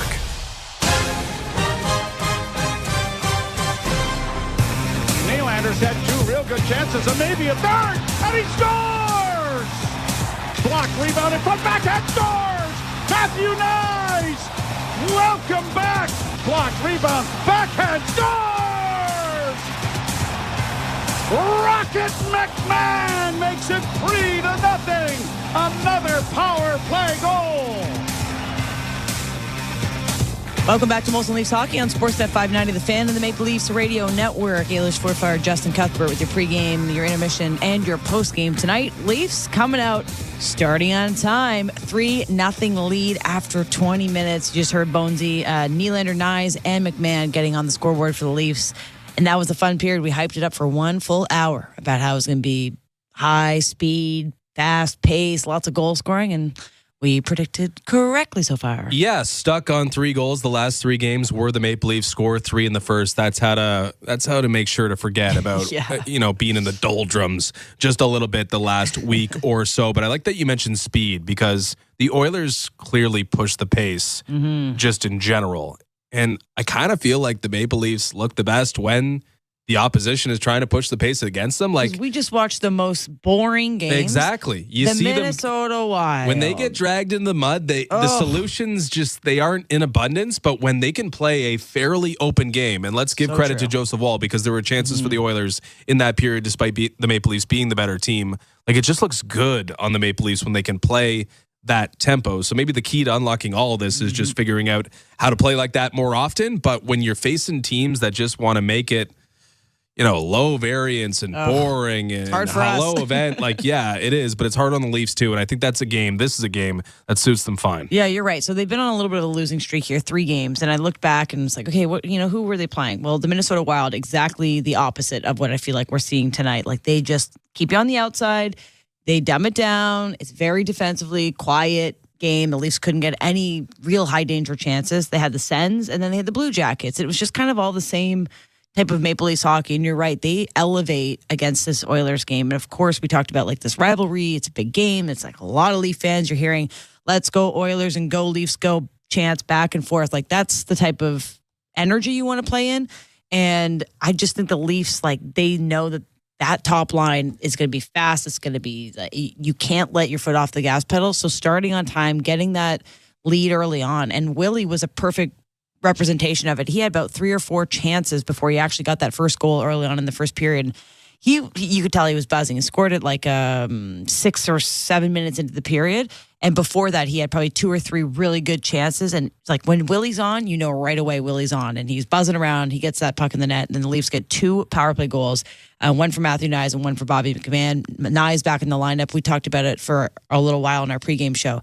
Having some secondary scoring with Nyes and Tavares back in the lineup is huge for the Maple Leafs. And then McMahon, just been such a great story. He's just a found money. 15 goals for him so far this season. Yeah, Alberta boy scores in Alberta, so there's a little extra maybe on the celly there for Bobby McMahon, who, scores in his home province and, just continues to deliver value and have us questioning why he wasn't in the lineup night 1 for the Toronto Maple Leafs. But I loved the power play. Mm-hmm. The power play produces 2 goals in the period. Matthew Nyes, we've talked about the 5-forward power play, and when you don't have 2 of those 5 and you still have 5, it's a bit of a problem, but I understand now more why they have 5, because Matthew Nyes, he's got to play on the top power play unit. He's the only guy, I think, who can dig his heels into the blue paint, dig pucks out of his skates, dig pucks out of nasty areas, and put it in the back of the net. John Tavares is a good net front guy, but he's more slot net front, whereas Nyes is on the blue paint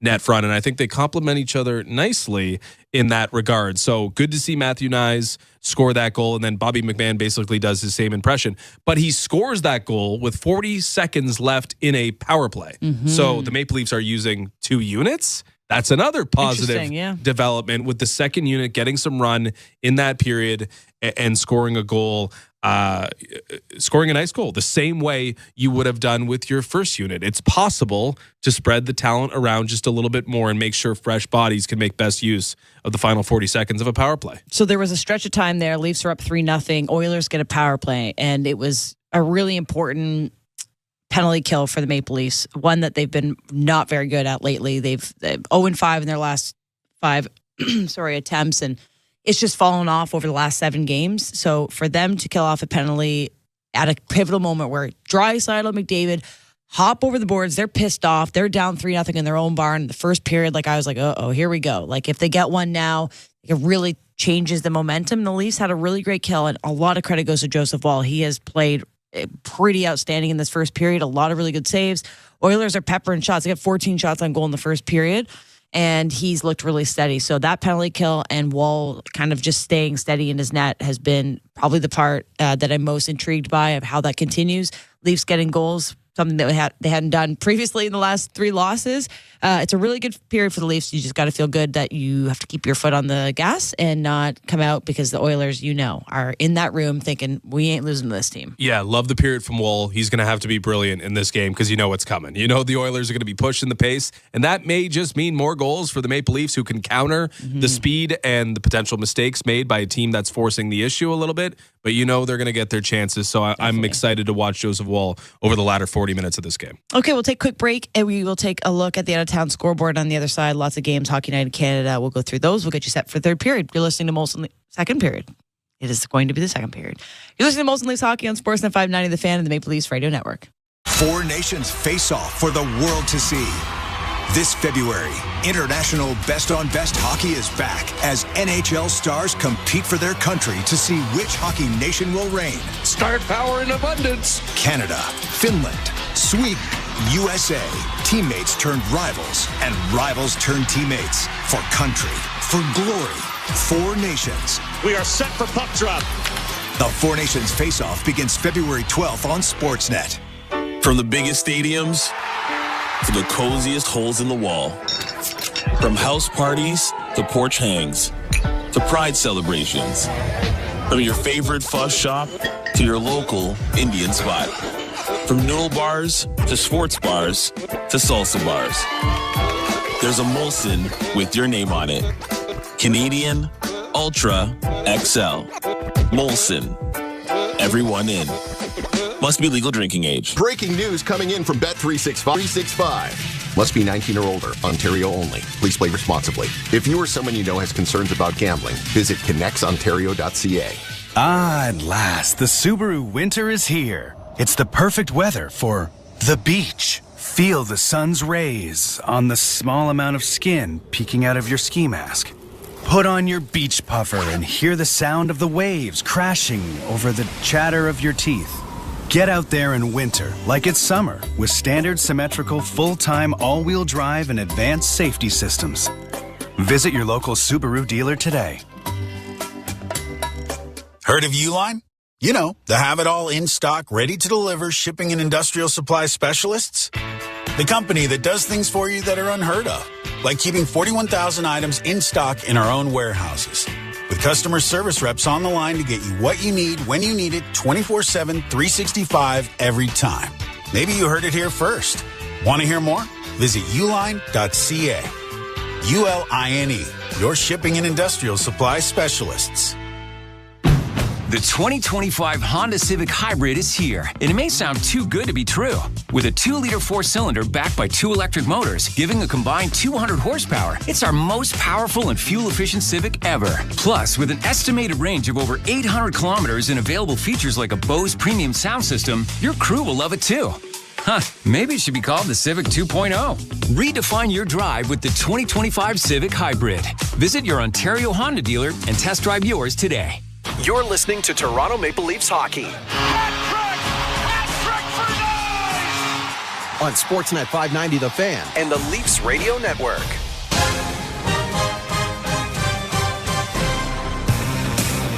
Welcome back to Molson Leafs Hockey on Sportsnet 590 The Fan and the Maple Leafs Radio Network. It's a 3-0 lead for the Toronto Maple Leafs after 20 minutes on the road against the Edmonton Oilers, thanks to goals by William Nylander, Matthew Knies, and Bobby McMahon. Knies back in the lineup, same with John Tavares, who I believe got an assist on William Nylander's goal. So, just like clockwork, back in there producing points. Let's take a look at the NHL scoreboard presented by Bet365. Whatever the moment, it's never ordinary. Bet365 must be 18 plus. Ontario only. Play responsibly. Visit connexontario.ca. 9 games in the NHL today, 2 completed, 6 ongoing, 1 to come. The Panthers beat the Blackhawks 5-1 earlier today, and the Bruins got a 6-3 victory over the New York Rangers despite 2 goals from new Ranger JT Miller.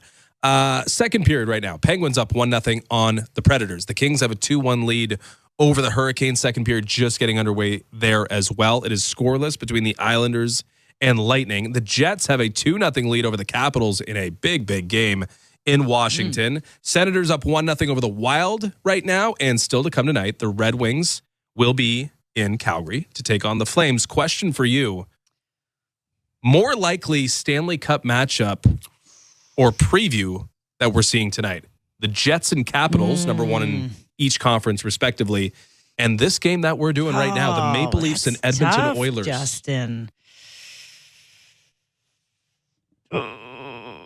I'm going to go with the 2 Washington. No. Really? No. Leafs, Oilers. Leafs? I think the answer is Leafs, Oilers. Like, if you're going to choose one of those 4 to get to the Stanley Cup, who are you picking?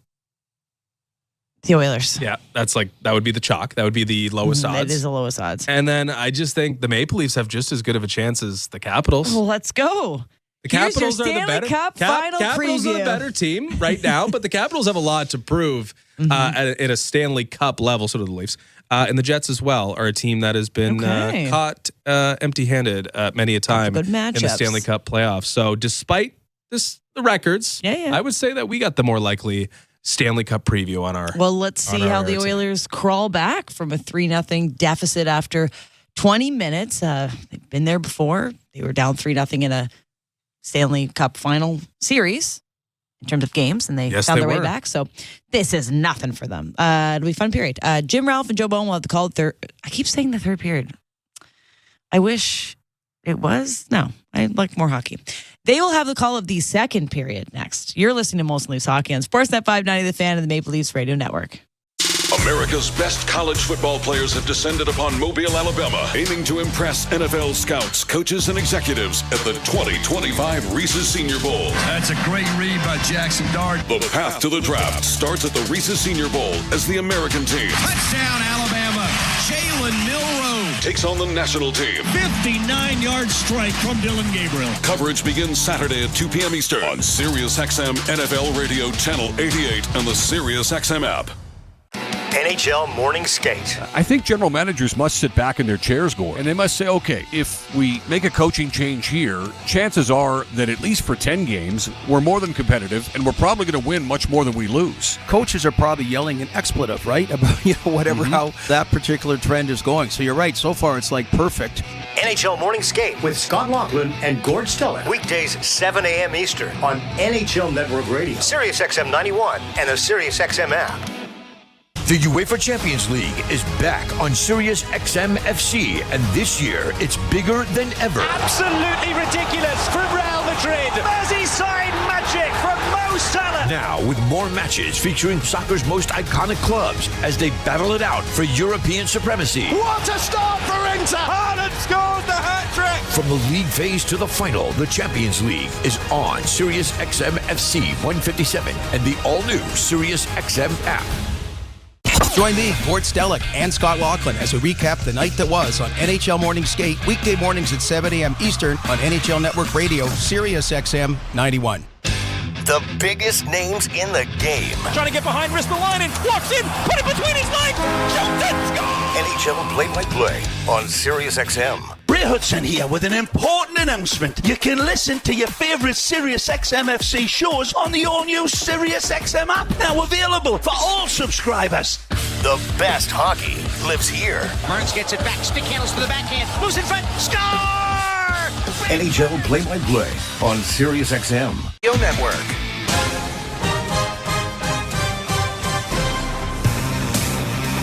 Leafs 3 and the Edmonton Oilers don't score. Bobby McMahon, Alberta boy, and his parents in attendance to watch him score a goal from Wainwright, Alberta. As right off the bat with the Leafs defending the goal to our left and the Oilers to the right, 4-on-4 here for another 55 seconds. Now, see what you think of this. There's been complaints in Edmonton. McDavid doesn't draw that many penalties. He's drawn 15 this year. Austin Matthews has drawn 12. With fewer games. Time. Yep. Hannes Holmberg has drawn 17. Maybe there's something to it. Pontus Holmberg, dangerous player. Oilers go back into the center ice area after a face-off win.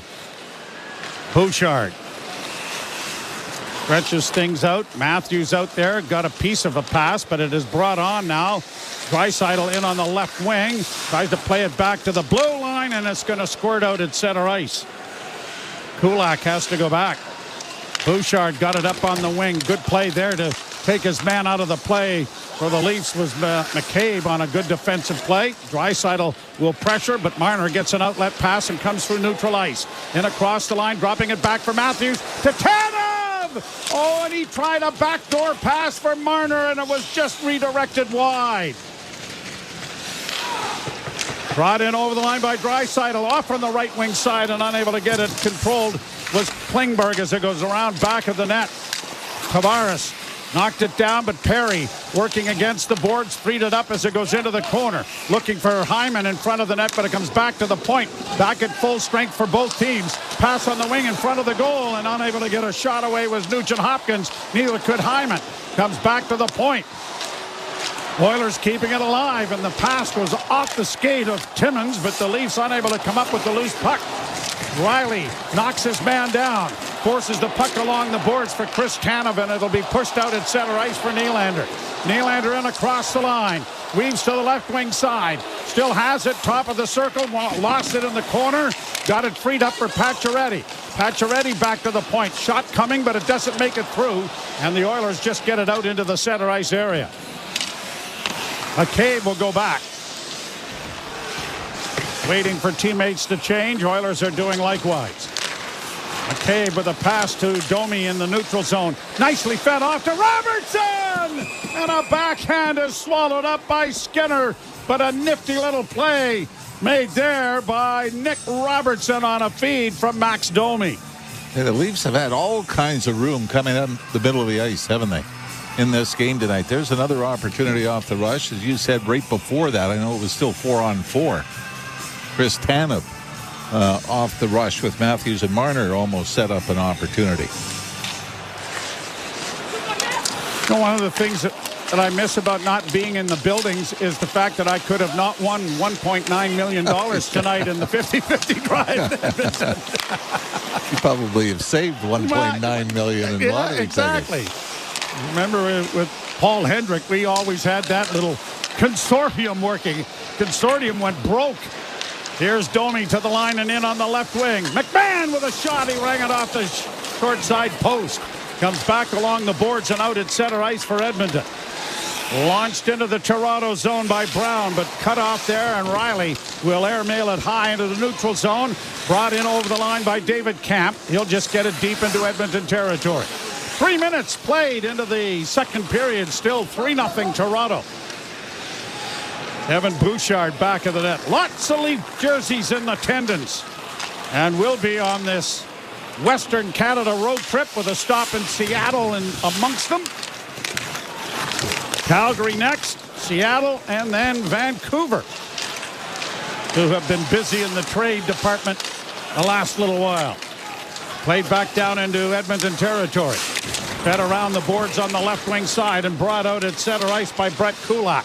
He'll get to the Leaf blue line, got around McCabe, tried to get a sharp angle shot away. It was deflected by Benoit wide of the goal. Leafs get it to the line, but not out. Trying to keep a hold on that now. A good battle there as Brown works down into the corner. It comes back into the slot.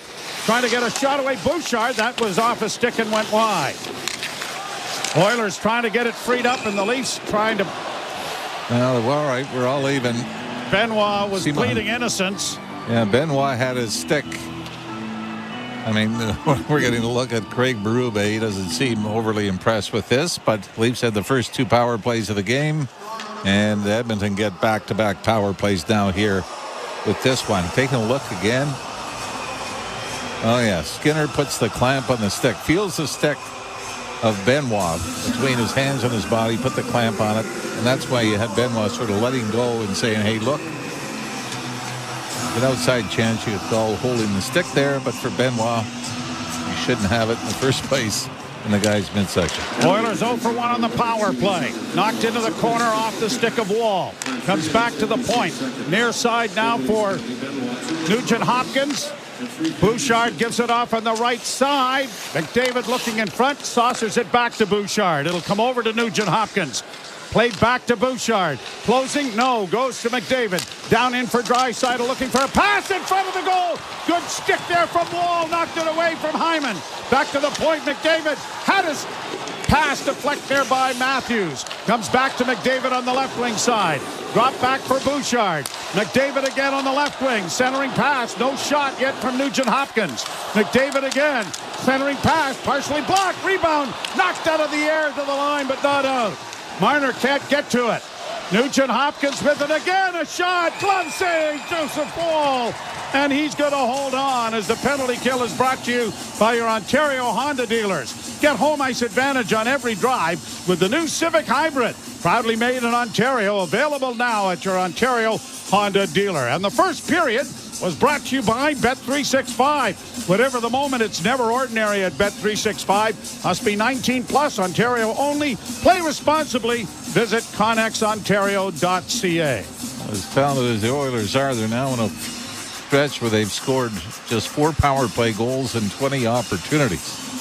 It's still lots of time in this one, and the big boys, they stay out past a minute or a minute 10, don't they? And they'll do that especially here in the second period with a short change. Face off in the Toronto zone to the left of Joey Wall.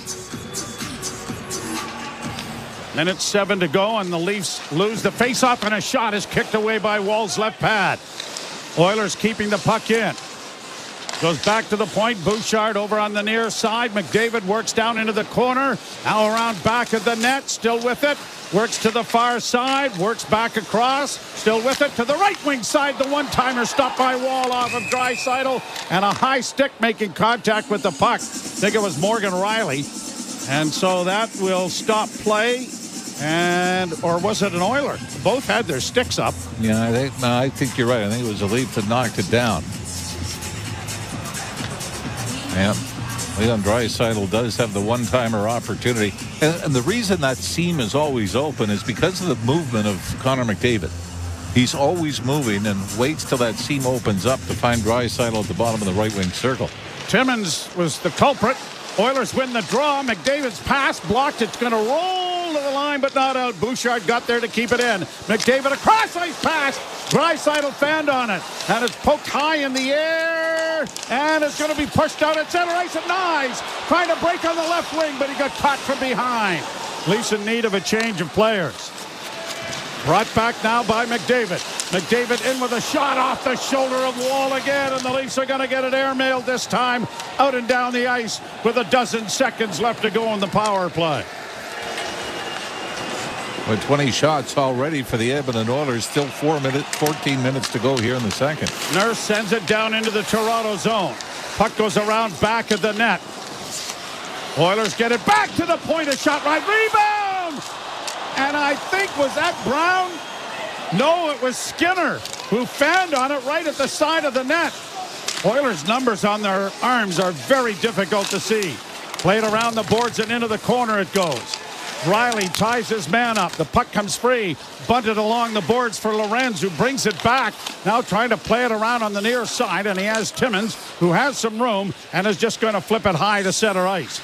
Pontus Holmberg settled it down, but by the time he settled it, Lorenz was offside on the left wing, and play is called with 13 and a half minutes to play in the second period. And the Maple Leafs, on a couple of power play goals and another one by Willie Nylander, have a 3-0 lead. You're listening to Molson Leaf Hockey on Sportsnet 590 The Fan and the Maple Leafs Radio Network. Breaking news coming in from Bet365, where every nail-biting overtime win, breakaway, pick six, three-point shot, underdog win, buzzer beater, shootout, walk-off, and absolutely every play in between is amazing. From football to basketball and hockey to baseball, whatever the moment, it's never ordinary at Bet365. 19 plus, Ontario only. Please play responsibly. Gambling problem? Visit ConnexOntario.ca. The 2025 Honda Civic Hybrid is here, and it may sound too good to be true. With a 2-liter 4-cylinder backed by 2 electric motors, giving a combined 200 horsepower, it's our most powerful and fuel-efficient Civic ever. Plus, with an estimated range of over 800 kilometers and available features like a Bose premium sound system, your crew will love it too. Huh, maybe it should be called the Civic 2.0. Redefine your drive with the 2025 Civic Hybrid. Visit your Ontario Honda dealer and test drive yours today. Heard of Uline? You know, the have-it-all in-stock, ready-to-deliver shipping and industrial supply specialists. The company that does things for you that are unheard of, like keeping 41,000 items in stock in our own warehouses. With customer service reps on the line to get you what you need when you need it 24/7, 365 every time. Maybe you heard it here first. Want to hear more? Visit uline.ca. ULINE, your shipping and industrial supply specialists. You're listening to Toronto Maple Leafs hockey on Sportsnet 590 The Fan and the Leafs Radio Network. Our very good friend Mark Curtin sent along a reminder not to miss out on part 2 of the ALS Courage to Fight campaign, the ALS Super Auction. Online February 6th to 20th, where you'll have the chance to bid on incredible NHL game time experiences and various other items from all 32 NHL teams. All proceeds in support of the ALS Super Fund. An opportunity to not only grab some unique hockey treasures, but also contribute to a truly important cause. More can be found at alssuperfund.ca for more information. We'll bring you up to date on that as we get closer to the auction time. What a job he has done, Mark Curtin. Has he ever? He really has. Oilers moving right to left, get it out into the center ice area. Leafs play it back in on the right side for Nylander, doesn't shoot it. Curls back towards the blue line, stops up there. Back in towards the net with a shot. That's gone ramping off a stick up into the screen. And a face-off will come in the Oilers zone. The Leafs scored 3 goals in their last 3 games. They scored 3 goals in the first period here tonight. Couple of key additions, maybe. Doesn't hurt. Well, a lot of them are on the score sheet. Tavares and Nyes, to be sure. And so huge to get the second power play. Score a goal as well. Bobby McMahon to make it 3-0, the second power play unit out. Edmonton Oilers come into this game tied with Vegas for top spot in the Pacific Division. Draw one by Toronto. Tanev sends it in for Marner. Marner will play it around into the corner for Matthews. He stops up, back of the goal. Stops up again, left it for Nyes. Nyes works back along the boards, trying to get it to Matthews again. Puck still free. Marner trying to dig it out. It bounces in front of the goal, and Nyes couldn't get a stick on it. Back to the point to Tanev. Tanev goes over to the left wing side, and now it comes back to Marner. Deflected in front of the goal. And Matthews was knocked down in front of the net. No penalty.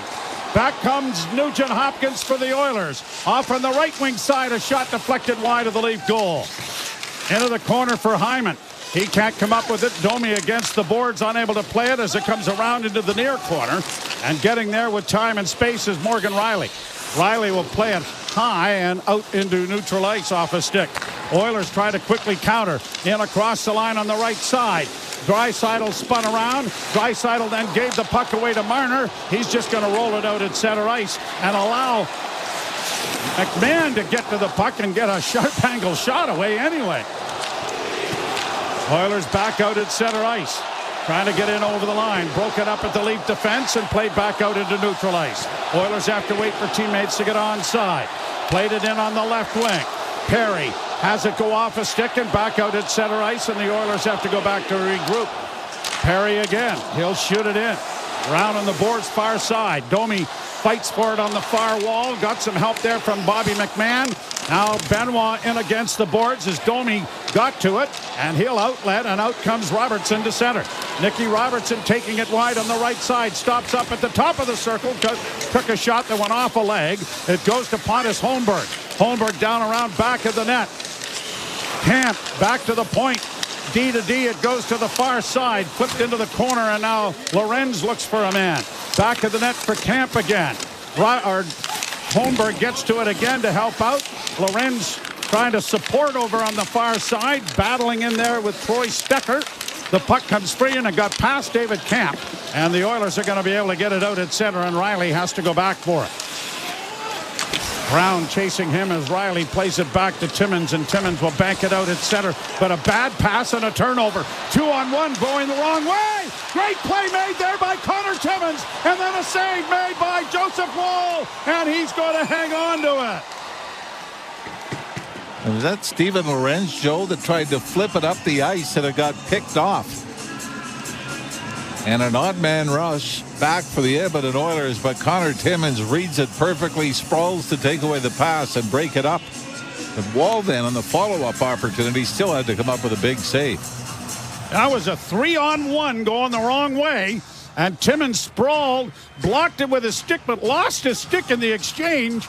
And then Woll decided he'd better hang on to the puck and bring a face-off. And Lorenz had the puck at the center ice and then tried to throw it back to Holmberg. Nylander starts out of the Toronto zone. Willie through center to the left wing side, stops up at the top of the circles. Backhands in around the net. Bouncing puck comes back, and it's going to be cleared by Edmonton down into Toronto territory, forcing Chris Tanev back. Tanev starts back up ice for Toronto. He'll work to the line and shoot it in. Round the boards it goes into the far corner. Nurse back of the net for Edmonton. Had his pocket picked by Tavares. Centering for Willie. Backhand try. Stopped by Skinner. Bouncing puck in front. Jam play. They're whacking and hacking at it, but no one can get a real good shot at the goal. Cleared back to the point by Tavares. Played off on the wing for Nylander. Back to Tavares on the left wing half boards. John looks in front, comes back to Timmins on the near side, but a bad pass, and the Oilers are going to get it ahead. Skinner walks in, fakes, trying to wrap around it. Captain Benoit would have none of it as a centering pass. Wall with another splendid save. Holy Mackinac, is he hot tonight? Boy, that's 2 off Skinner. Back to back. Oilers in over the line. Had the puck turned over and knocked out at center ice, but they overskate it. Now they have to wait for teammates, but the Oilers bring it back in over the line. Kapanen, drop pass, shot, blockered away by Wall. 22 shots for Edmonton, 15 for the Leafs, but it's a 3-0 Toronto lead. On the right wing side, drive by Bouchard, scores!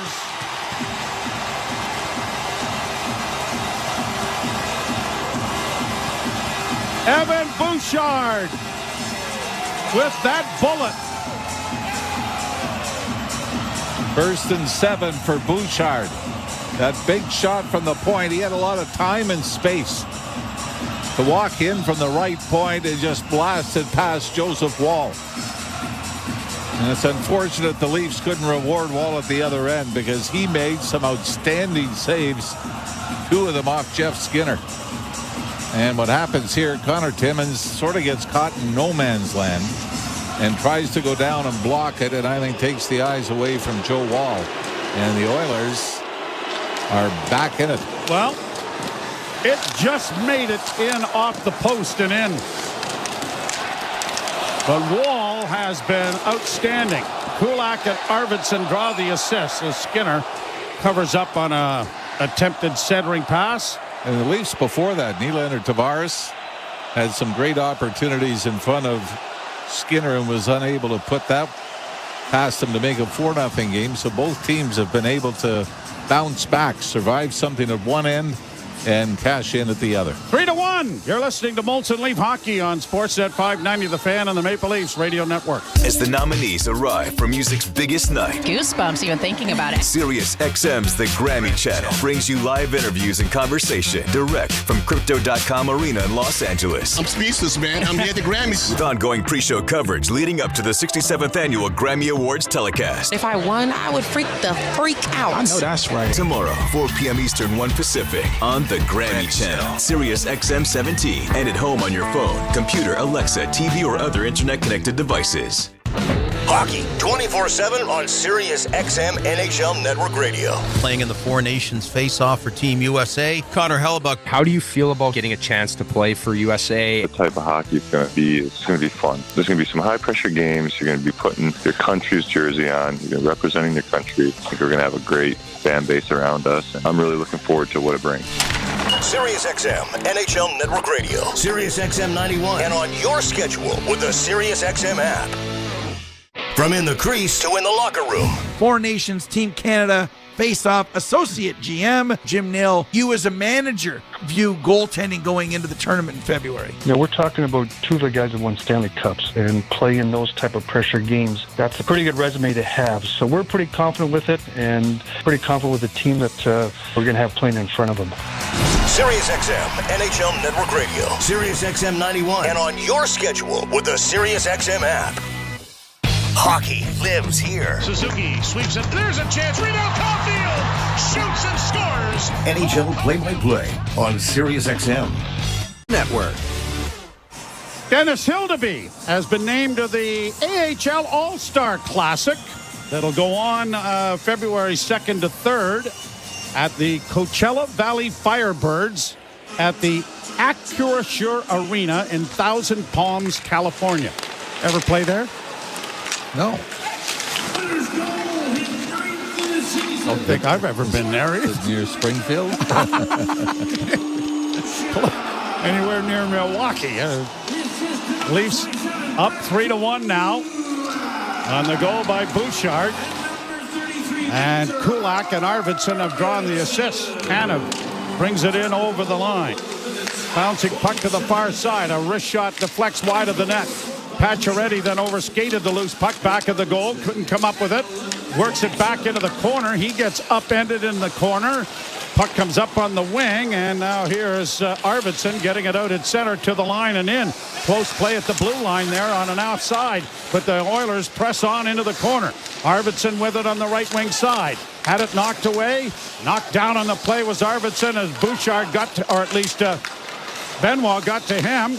The puck's back of the Toronto goal, still free as it comes to the near side. The Leafs will outlet, and it's brought out at center ice with a pass deflecting down to the Oiler blue line. The Leafs in need of a change. Trying to get off the ice there was Pacioretty, but he had to come back into the back check and then got spun around as the puck comes to the right wing side, and a shot went high and wide. Rebound cleared to the line, but not out. Leafs in trouble here with a lot tired players. Down into the corner it goes, and now McDavid back to the point. Over on the far side, Bouchard a drive. That was stopped by Wall. Leafs just need to get it out, and they'll get it down the ice as it went off Nylander's stick. But no, I guess it didn't go off his stick. They're going to call icing. And Pacioretty, who's been on for a long time, is going to be back out there. Well, it might have been offside. Edmonton coming into the zone to start all that as well. I thought, yep. We're taking another look at it. Yeah, Corey Perry still might have been over the line early, and then Perry made contact with Max Pacioretty. Before that, or shortly after that, Pacioretty had the puck on the right wing boards, tried to funnel it back into the Leaf zone, and a few more opportunities for the Oilers after that.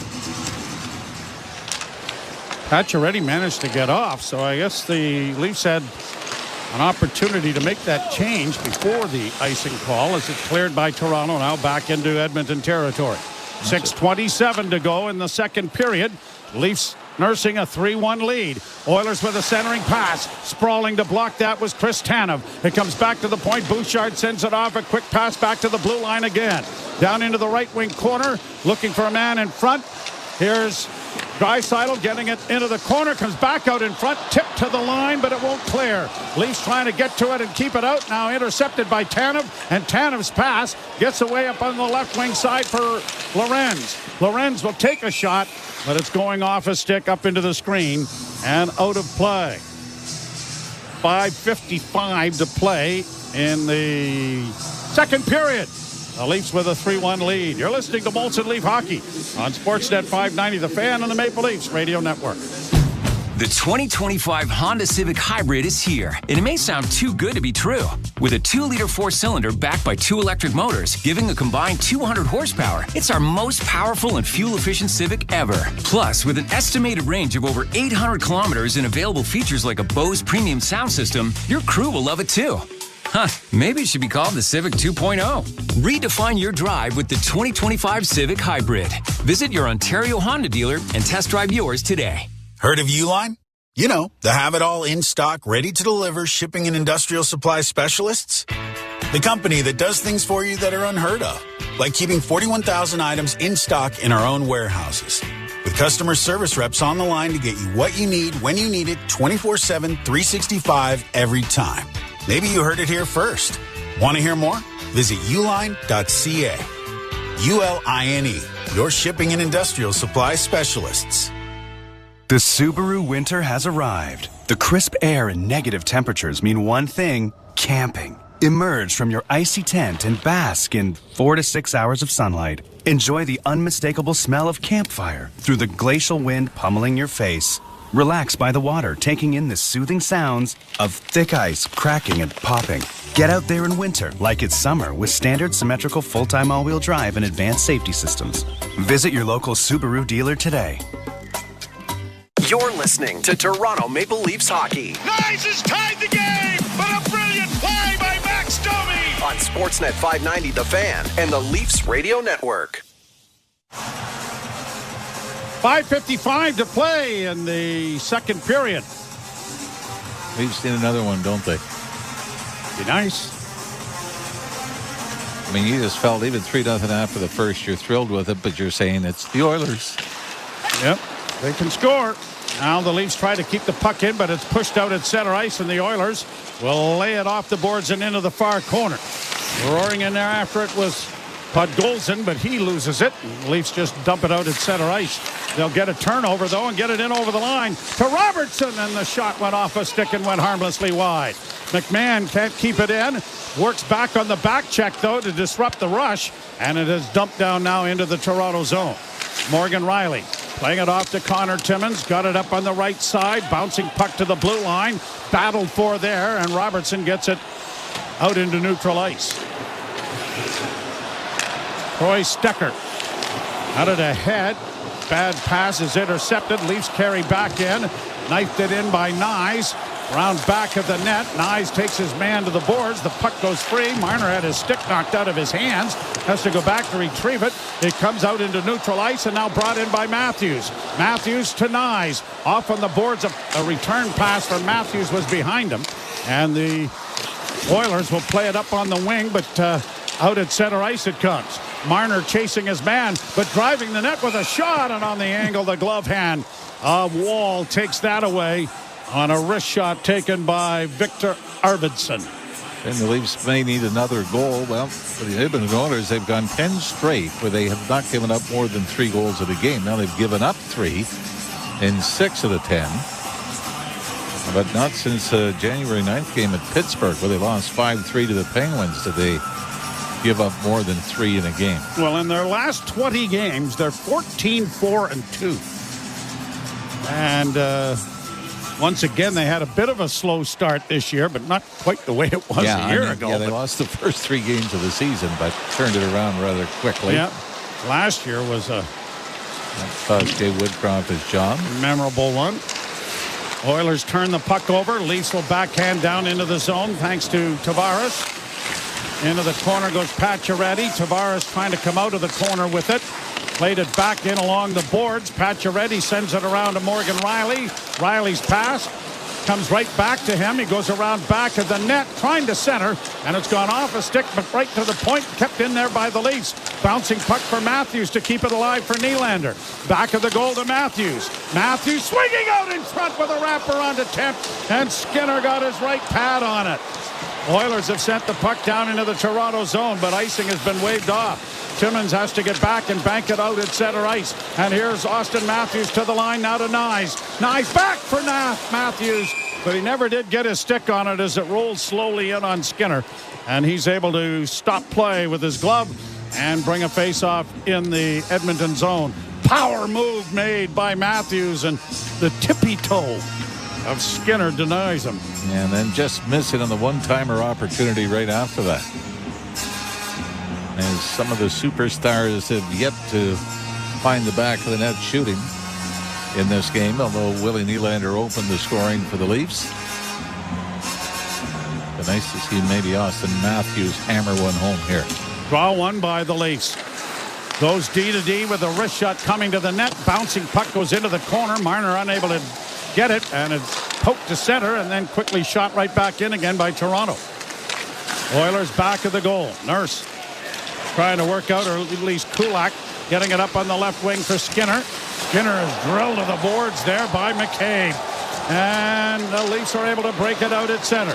Nyes shooting it into the near corner. Goes in there after it to force it around back of the net. Leafs in the midst of a player change. And the Oilers will take advantage by skating it around back of their goal and organizing back of the net now with Evan Bouchard. He has the Oilers on the board with a second period tally after the Leafs led 3-0 after the first 20 minutes. Bouchard up on the right side, and now Nugent Hopkins will send it into the Leaf end. Played around the boards, tipped up there by Lorenz. A lead pass looking for David Camp, didn't connect. Oilers bring it right back in again, courtesy Arvidsson. He has it taken off his stick, and Camp will play it off the boards and down into Edmonton territory, and an icing call is coming here. Peter McDougall and Tom Chmielewski are the referees this evening. Joe Mahone, who I don't know as I've ever mentioned his name, so I think this might be his first time doing a Leaf game, and Steve Barton, who is a familiar name, one of the other linesmen. I had to look twice when I saw it. I thought it was Joe Malone. I said, he's a little old to be being a linesman. Draw to the right in the Toronto zone. Pretty good hockey player, though, in his day, I'll tell you. Not that I ever saw him play. I was going to say. Pass into the slot area, comes back to Darnell Nurse. He took a shot that went wide, and the rebound is caromed all the way down into Edmonton territory. Skinner will leave it there for the defense. Brought out now by John Klingberg. Klingberg hits the line on the right wing side. Going wide and sent it around back of the net. Cut off by Chris Tanev. Tanev gets it ahead, and it's out into the center ice area as the Leaf player got knocked down and tripped. Tavares was hauled down by Hyman, and the DNA evidence is the stick lying on the ice. Wow. Here the Oilers back in. Draisaitl with a shot. Blockered away by Wall. Comes back into the slot for Nurse. Nurse down the boards, leaving it there. Back to the far point. Oilers with it again, trying to cycle the puck around the boards. Cut off there by Tanev. Tanev taken to the boards. The centering pass. Stopped by Wall again. It's down around back of the net. Chopped around the boards to Nylander. Nylander overskated it and gave it away. The puck comes back again. Willie had a chance to make a play and didn't. Shot from the slot area is deflected wide. Leafs under pressure here. Bouchard at the point. Dishes off on the right wing side. McDavid down into the corner. Trying to get it free. Knocked away by McCabe. He tries to get it out. The Leafs do finally get it to center. And the Oilers will have to clear, but the Leafs are not going to get a player exchanged here because it's still in the neutral zone. Brought in over the line. Oilers work down on the left wing side. Kapanen dropped it back. A shot. Kicked away by Wall. That's save number 30 for the Leaf goaltender. Puck along the boards on the near side. Centered over on the left wing side. A pass back in front. Still free. Another shot. Blocked by another diving play. Leafs all over the place blocking shots. Icing here with 29.6 seconds left. And for Edmonton, they have dominated. I mean, they've dominated the shots all game, but here now in the second period, the shot 17-5 for the Oilers. And of those 17, 5 could have been sure goals? Oh, boy. That Wall has been able to take away. They got a pretty good shot block from Tanev, but that actually changed directions. Broke his stick. For the puck on the way to the net, and Joseph Wall was lucky to get his right pad on it. Face off in the circle to the right of the Leaf goal. Draw is won by Toronto. Tavares around back of the net. Got it up on the wing, and the Leafs are going to get it out again, but it's going to be another icing. So the same group has to remain out there. 18.2 seconds left in the period. And Johnny Toronto will be entrusted with taking another important face-off in the Toronto end of the rink. Leafs have won 59% of the face-offs so far in this game. Tavares has won 7 of 11. But a huge one here. Draisaitl won it. Comes back to the point. Kulak dishes off on the right wing side. Sent in by Bouchard, too far. Comes back into the slot. Bouchard with it again at the right point. A shot. That deflected wide of the goal. 6 seconds left in the period. Another try. Blocked. Bouchard, another shot. Blocked there by Robertson. And that will end the period. Robertson and Bouchard taking hacks at each other at the end of the period. Boy, Robertson took a pretty good right to the chops. I don't know if we're going to get anything out of this. Good thing is, Leafs still holding on to a multi-goal lead, but 3-0 has shrunk to 3-1. But we are even in power plays, which would have been a concern, I think, going into the third. 32 shots for the Edmonton Oilers, 17 for the Maple Leafs, who get just 6 in the second period. And the goal is Evan Bouchard's from Kulak and Arvidsson after Nylander from Tavares, Nyes from Matthews and Marner, and McMahon from Rielly and Domi opened the scoring for Toronto. And it's, I know Craig Berube is going to say the same thing. We've got to get back to what we did in the first period. Push the pace at the other end of the rink. You expected the pushback from the Oilers. You saw it, but the Leafs have got to have the mentality. We don't have to do anything stupid as far as taking chances, but let's play to get one more. So it is a 3-1 Toronto lead. We'll ship it off to Ailish Forfar and Justin Cuthbert as the Leafs lead 3-1. You're listening to Molson Leaf Hockey on Sportsnet 590 The Fan and the Maple Leafs Radio Network. I'm Katie Nolan, and I have a new podcast called Casuals. It's a podcast for people who like sports a normal amount. Casuals is a twice-a-week hang with me and my friends from across comedy, sports, and entertainment, where we talk about all the funny, weird, interesting stuff happening in and around the world of sports. So whether you're a diehard fan or just vaguely sports curious, Casuals is the podcast for you. You can find Casuals on the SiriusXM app, Pandora, or wherever you get your podcasts. And don't forget to follow the show so you never miss an episode. Give it a try. What's the worst that could happen? NHL Morning Skate. I think general managers must sit back in their chairs, Gord, and they must say, okay, if we make a coaching change here, chances are that at least for 10 games, we're more than competitive, and we're probably going to win much more than we lose. Coaches are probably yelling an expletive, right? About, whatever, how that particular trend is going. So you're right. So far, it's like perfect. NHL Morning Skate with Scott Laughlin and Gord Stellick. Weekdays, 7 a.m. Eastern on NHL Network Radio, SiriusXM 91, and the SiriusXM app. Hockey 24/7 on SiriusXM NHL Network Radio. Playing in the Four Nations face-off for Team USA. Connor Hellebuck. How do you feel about getting a chance to play for USA? The type of hockey it's going to be fun. There's going to be some high-pressure games. You're going to be putting your country's jersey on. You're representing your country. I think we're going to have a great fan base around us. And I'm really looking forward to what it brings. SiriusXM NHL Network Radio, SiriusXM 91, and on your schedule with the SiriusXM app. The big names are on NHL Network Radio. Avalanche General Manager Chris McFarland, what went in to maybe change that duo in goal? With the work of our scout, Wedgwood's experience, he was a veteran guy, he's been through the grind. We were very bullish on McKenzie, and when the opportunity came to add him, we just felt it was the right move for us, long term. SiriusXM NHL Network Radio, SiriusXM 91, and the SiriusXM app. The big names are on NHL Network Radio. Devils head coach Sheldon Keefe, you decided to jump right back into it. New Jersey Devils reached out really within an hour or so of the news coming out of me being let go. And the more I got to know Tom and his vision for the team and seeing the situation, it was a tremendous opportunity that I couldn't let pass by. SiriusXM NHL Network Radio, SiriusXM 91, and the SiriusXM app. The UEFA Champions League is back on SiriusXM FC, and this year it's bigger than ever. Absolutely ridiculous from Real Madrid. Merseyside magic from Mo Salah. Now with more matches featuring soccer's most iconic clubs as they battle it out for European supremacy. What a start for Inter! Haaland scored the hat-trick! From the league phase to the final, the Champions League is on SiriusXM FC 157 and the all-new SiriusXM app. From in the crease to in the locker room. Four Nations Team Canada face-off associate GM Jim Nill. You as a manager view goaltending going into the tournament in February. We're talking about two of the guys that won Stanley Cups and play in those type of pressure games. That's a pretty good resume to have. So we're pretty confident with it and pretty confident with the team that we're going to have playing in front of them.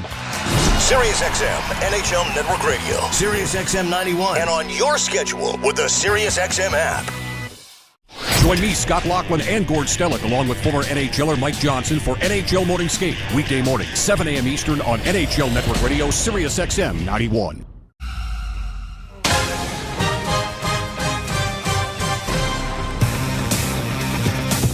Welcome back to Molson Leafs Hockey on Sportsnet 590, The Fan and the Maple Leafs Radio Network. It's a 3-1 lead for the Maple Leafs after 40 minutes. Only an Evan Bouchard goal on the score sheet in that period, but I gotta say, I was feeling real good about the Leafs after the first. They got out there, they got 3 goals. They only had 3 goals in the last 3 games. I thought, okay, here we go. But that period looked a lot, to me, like the last couple games. Just a bit less. Did it? In which ways? I think that it was a Joseph Wall story, and the Leafs were not really producing much. But you've got like this crazy talented team that is crazy desperate, and it's like a lot to absorb. I thought they were doing like a reasonable job. Because it was different, right? It's so hard. I don't know. The subconscious of, okay, you just play your regular game in 20 and you stack up your lead and then you go into the intermission. It's like, okay, let's hold on to the lead now. And like, it's completely different. You've been in that role before. I'm sure Dartmouth got up on some big leads, some first periods. Like it's so difficult to just be like, hey, we're just going to do exactly what we did. Yeah, but that's what's the difference between a good team and a great team. I suppose, but like most teams do change in some ways. No, I totally understand it. Like, it's a real factor, but this is the team you can't do that against, because without Joseph Woll, that game, it's a 3-3 game. Oh, yeah. Nope, not even a question. Like, if Woll's average in that period, he was it might be an Oiler lead if he was average. 100%. He was unbelievable. They are lucky to be going into the third period with a 3-1 lead, because he was unbelievable. 2.45 goals saved above expected in all situations through 40 minutes. That's natural stat trick. That's it. That's a 3-3 game right there. So I guess I don't blame like the psyche of like, okay, we just had a great first period, but it just is the team you can't do that against. They haven't played the top competition as of late. They had Minnesota Wild, which we said they kind of lulled them to sleep. They had the Sens. They had the Columbus Blue Jackets. Like, it's been a while since it was like, boom, top team in the NHL. And this is what the difference is because the Oilers never feel like they're out of it. They are probably in that locker room thinking the same thing. Like, we owned them that period. Leafs had 5 shots that period, 18 shots for the Edmonton Oilers. Like, that's a pretty lopsided period.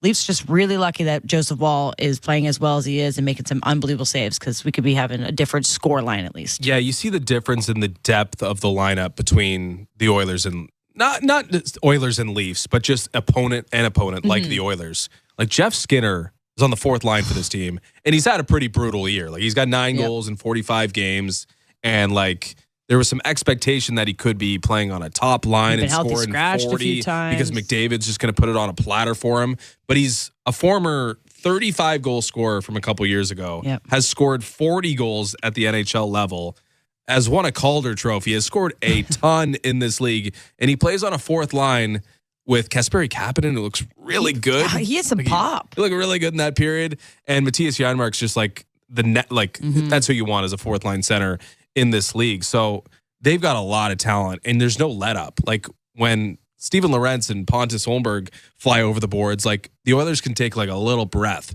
But against the Oilers, you just can't, because there is goal scoring on every single line. And when they are in chase mode, it can look like that, where they're stacking shifts. They are getting, they're eliciting icings and staying out there for multiple shifts. Like, they were pressing at the end of that period. The Oilers can really jump all over you. And that's why you don't want to necessarily change. You want to change your game a little bit. You don't want to change your game too much, but you don't want to just say, hey, 3 goals is enough and we just play well defensively. Because even if you play really well defensively and your goaltender plays really well, the Oilers might be worth 3 goals tonight. Oh, 100%. And this third period, like, they've got to be thinking that Joseph Woll's, I'm not using luck in a bad way, but like, the luck's got to run out. He's had some unbelievable saves that period. The one you're talking about on Skinner, like, they'll be playing that one. Skinner generated a great chance, tried to go do a wraparound, rebound, then there's like a perfect, I think it was almost like a pass off the pads, and Woll like stuffed him. Like, it was just a lot of really good saves. The Leafs should be patting him on the pads on their way out for the third period, but you can't play with fire. That's kind of what I'm thinking. Like, you can't take a period off and be outshot so severely, because at some point one of those is going to go in for Draisaitl or McDavid or Hyman right in the crease, and things will get rolling. Another thing is, where's OEL? Apparently didn't play any of the second period. I don't think we've got an official update on Ekman Larsson yet. Armin can let us know, and maybe we can update you on the other side. But yeah, did not play in that period, down to 5 defensemen. Connor Timmins was getting a lot of run in the period and actually played pretty well. I thought he kind of stepped up in that regard. But, this is actually like the full complement of players. And I think we're going to touch on this in the post game. It's like, okay, this is what it looks like when it's at their best. And Anthony Stolarz would be the one key guy coming back. And not to say something serious is going on with Oliver Ekman-Larsson, but you can't afford to lose a guy, because then you're still dipping further into that pool. Connor Timmins playing up, and you're reaching for Philippe Myers again. So this team, we'll talk about the deadline after the show, but they can't afford to lose a guy like Oliver Ekman-Larsson, which tells you a little bit kind of about the state of their blue line. Like, they're kind of flying close to the sun in terms of bodies and capable guys. All right, we'll take a quick break. We'll come back and take a look around the NHL scoreboard before we get you set for the third period. You're listening to Molson Leafs Hockey on Sportsnet 590, The Fan, and the Maple Leafs Radio Network. From the biggest stadiums to the coziest holes in the wall, from house parties to porch hangs to pride celebrations, From your favorite fuzz shop to your local Indian spot. From noodle bars to sports bars to salsa bars. There's a Molson with your name on it. Canadian Ultra XL. Molson. Everyone in. Must be legal drinking age. Four nations face off for the world to see. This February, international best-on-best hockey is back as NHL stars compete for their country to see which hockey nation will reign. Star power in abundance. Canada, Finland, Sweden, USA. Teammates turned rivals, and rivals turned teammates. For country, for glory, four nations. We are set for puck drop. The Four Nations Face-Off begins February 12th on Sportsnet.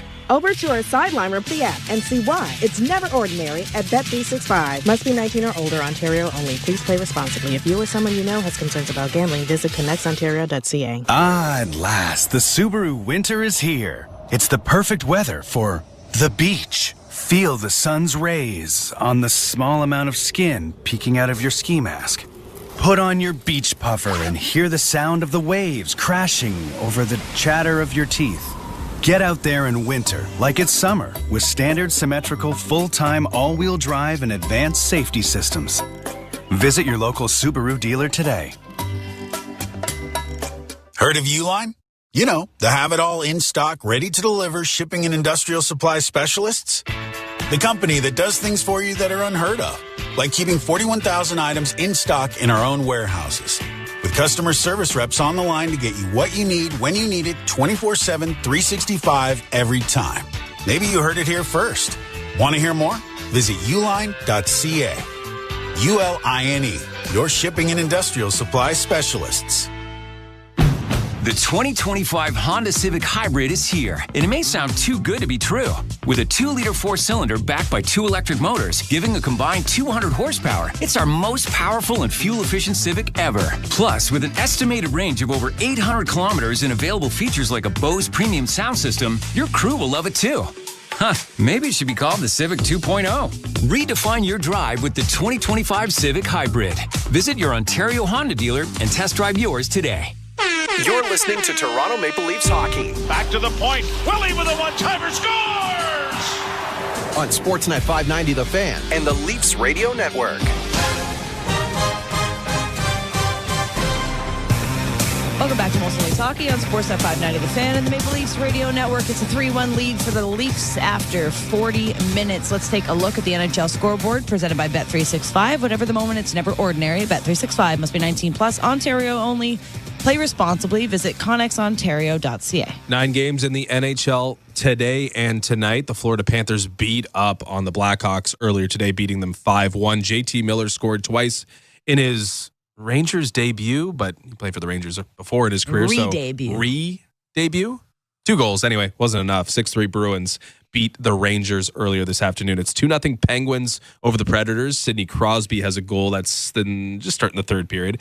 Kings have a 3-1 lead over the Hurricanes. It's 1-1 Islanders and Lightning after 2. The Jets have a 3-2 lead over the Capitals. That's end of 2. And Senators beating up on the Wild. It's 3-0 in that game. Still to come tonight. The Red Wings will be in Calgary to take on the Flames, who are going to add a couple bodies to the lineup tonight. Oh, yes. Some debuts happening tonight for the Calgary Flames. All right, here's a stat. Leafs are 20-0 after leading through 20 periods. So I was worried. I can say that. It's not like I'm jinxing. I'm just providing information to our listeners. You're doing your job as the host of Maple Leafs. That's what we have to do. Molson Leafs Hockey. It's a 3-1 lead. I don't know. We could go through like all 20, and we're not because we don't have time. No. But this might be the toughest test. This is the toughest test. This might be the toughest test, despite the 2-goal lead that was probably not promised in all 20 of those previous leads. And Joseph Wall doing a great job at keeping the Leafs in it. Let's see what the third period brings. Joe Bone and Jim Ralph will have the call of the third next. You're listening to Molson Leafs Hockey on Sportsnet 590 The Fan and the Maple Leafs Radio Network. Sirius XM's Super Bowl 59 radio brings you closer to the biggest event of the year as the stars of the sports and entertainment worlds converge in New Orleans. We'll be covering it all. Superstar Kenny Chesney, Patrick Mahomes. And it's the only place to hear the game plus the Apple Music halftime show starring Kendrick Lamar. Get the whole world to King Coach. Sirius XM Super Bowl 59 radio kicks off Monday at 10 Eastern on Channel 106 in the car and on the Sirius XM app. NHL Morning Skate. I think general managers must sit back in their chairs, Gord, and they must say, okay, if we make a coaching change here, chances are that at least for 10 games, we're more than competitive, and we're probably going to win much more than we lose. Coaches are probably yelling an expletive, right? About, whatever, how that particular trend is going. So you're right. So far, it's like perfect. NHL Morning Skate with Scott Laughlin and Gord Stellick. Weekdays, 7 a.m. Eastern on NHL Network Radio, Sirius XM 91, and the Sirius XM app.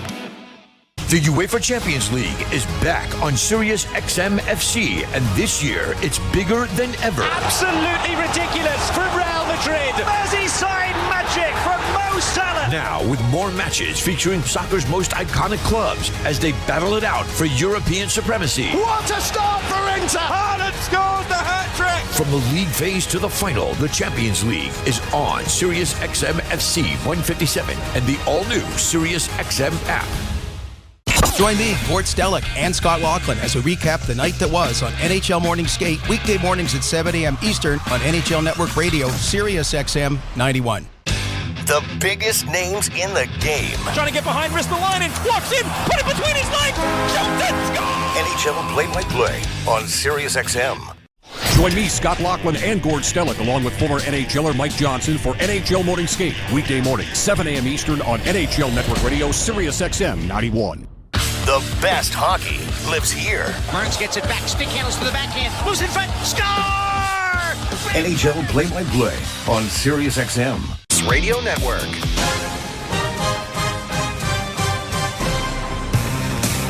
Leafs have a 3-1 lead over the Edmonton Oilers and need a solid third period just to keep pace in their division. Yep, 4 points up on the Ottawa Senators, but Ottawa beating Minnesota tonight 3-0. And even in games played, the Leafs do have 2 games in hand on the Florida Panthers, 3 back of Florida, who are winners this afternoon over Chicago. Boston winning over the New York Rangers. Those head-to-head games, Leafs and Ottawa. Ottawa 2-0. There's a couple of 4-point swings. Leafs to the right and the Oilers to the left. Played down into the Toronto zone. Rung around the wall. It'll come free. And out on the wing it comes to McCabe. Got it ahead for Nyes. Nyes to Matthews to Marner. Marner closing in. A goal! Scores! Right off the hop. 18 seconds into the third period. The 3-goal lead is restored. We said earlier the Leafs have had all kinds of room coming through the neutral zone. And they do it again off the rush. Nice passing play. Nyes gets the line in the left wing side. Disses it to Matthews. Matthews quickly drops it to Marner, who's got a lane to the net. As he makes a little move around Zach Hyman. And then goes forehand, backhand. And I think just puts it over the right pad of Skinner. They give the Leafs the 4-1 lead 18 seconds into the third period. As Ayla said, the Leafs 20-0 and leading after 2. The Oilers 4-11 when trailing after 2. Edmonton had 47 shots in their 3-2 shootout loss to Detroit 2 nights ago. 16th goal of the season for Marner, and with the assist in the first period, he now has 70 points. And the Leafs get a huge goal here to start the third period. As it's cleared down the ice and an icing call coming here against the Edmonton Oilers. I don't know that, whether you say it's the defending of the Edmonton Oilers or the speed of the Leafs in this game. But they've really had a lot of speed coming through the neutral zone. Matthews makes a nice little drop pass and almost a turnaround is fair play. Give you a nice little drop pass and Marner's the one who finishes instead of Matthews. For Marner, that's just his third goal in the last 16 games since he had the 3-goal game in Detroit. That's only 3 now in 16. Obviously, a big setup man to get the points that you just talked about, the 70 points on the season. Marner leads the team with averaging 21 minutes, 31 seconds of ice time. He's one of 2 forwards to lead their teams in ice time, and Jack Hughes in New Jersey is the other. But penalty killing, power play, extra shifts, it adds up. Oliver Ekman-Larsson is not on the bench. And so the Leafs are going with 5D here. Turnover again, and Bobby McMahon able to get it in over the line, but was upended and knocked into the boards, and the Oilers will get it to center and in over the line now for Perry. Perry gets it into the slot, and a shot that was kicked away nicely by Wall. Back it comes to the left point. Oilers keeping it alive. Hyman trying to work in front of the net. The pass comes into the slot. A Nurse shot deflected wide. One of the Leafs has lost or broken his stick. He gets one in return, and the Leafs come away with the loose puck, and now Domi is able to skate it out slowly to center and get to the red line and launch it into the Oilers zone. I think it was Nick Robertson that broke his stick. Marner from Matthews and Nyes. So the walking wounded back in the lineup have had a big part in this 4-1 lead, as Tavares has also drawn an assist in the game. Back of the net for Benoit. Got it up on the wing to the far side. Leafs can't get it out. It comes back around behind the Leaf goal to the near corner. Feathered back of the goal then by the Oilers. They try to swing it around back of the net. Centering pass in front for Adam Henrique went astray, and Nylander starts back the other way. Nylander works it in over the line. Flips it into the left wing corner and around back of the net, but out of the reach of Max Pacioretty. Oilers will play it out at center ice. Leafs regrouping it now with Morgan Rielly. He'll come to center with a pass to Matthews. Matthews across the line. Off a stick, he gets it back again, but can't find a Leaf player to pass it to. Nyes helps him out to kind of get things out, but it's poked out at center ice, and the Maple Leafs have to go back for it. They'll play it again in for Nyes. Nyes had it knocked off his stick. Oilers trying to get it out of the zone, and they do. And it will be the Leafs trying to come away with the loose puck, and they do, as Marner gets it back into his own zone. Defense regroups. Tanev with a pass ahead off the stick of David Camp into Oiler territory. Bouchard starting back up for Edmonton. Launched high into the near corner. McCabe reverses the puck nicely. Now Camp running out of real estate around back of the net. Got knocked down on the play as it comes back to the blue line. Good hard fought battle on the far boards. Gets it out into the neutral zone from Steven Lorenz. Oilers coming back. I think that's probably the Leaf fans chanting in the background.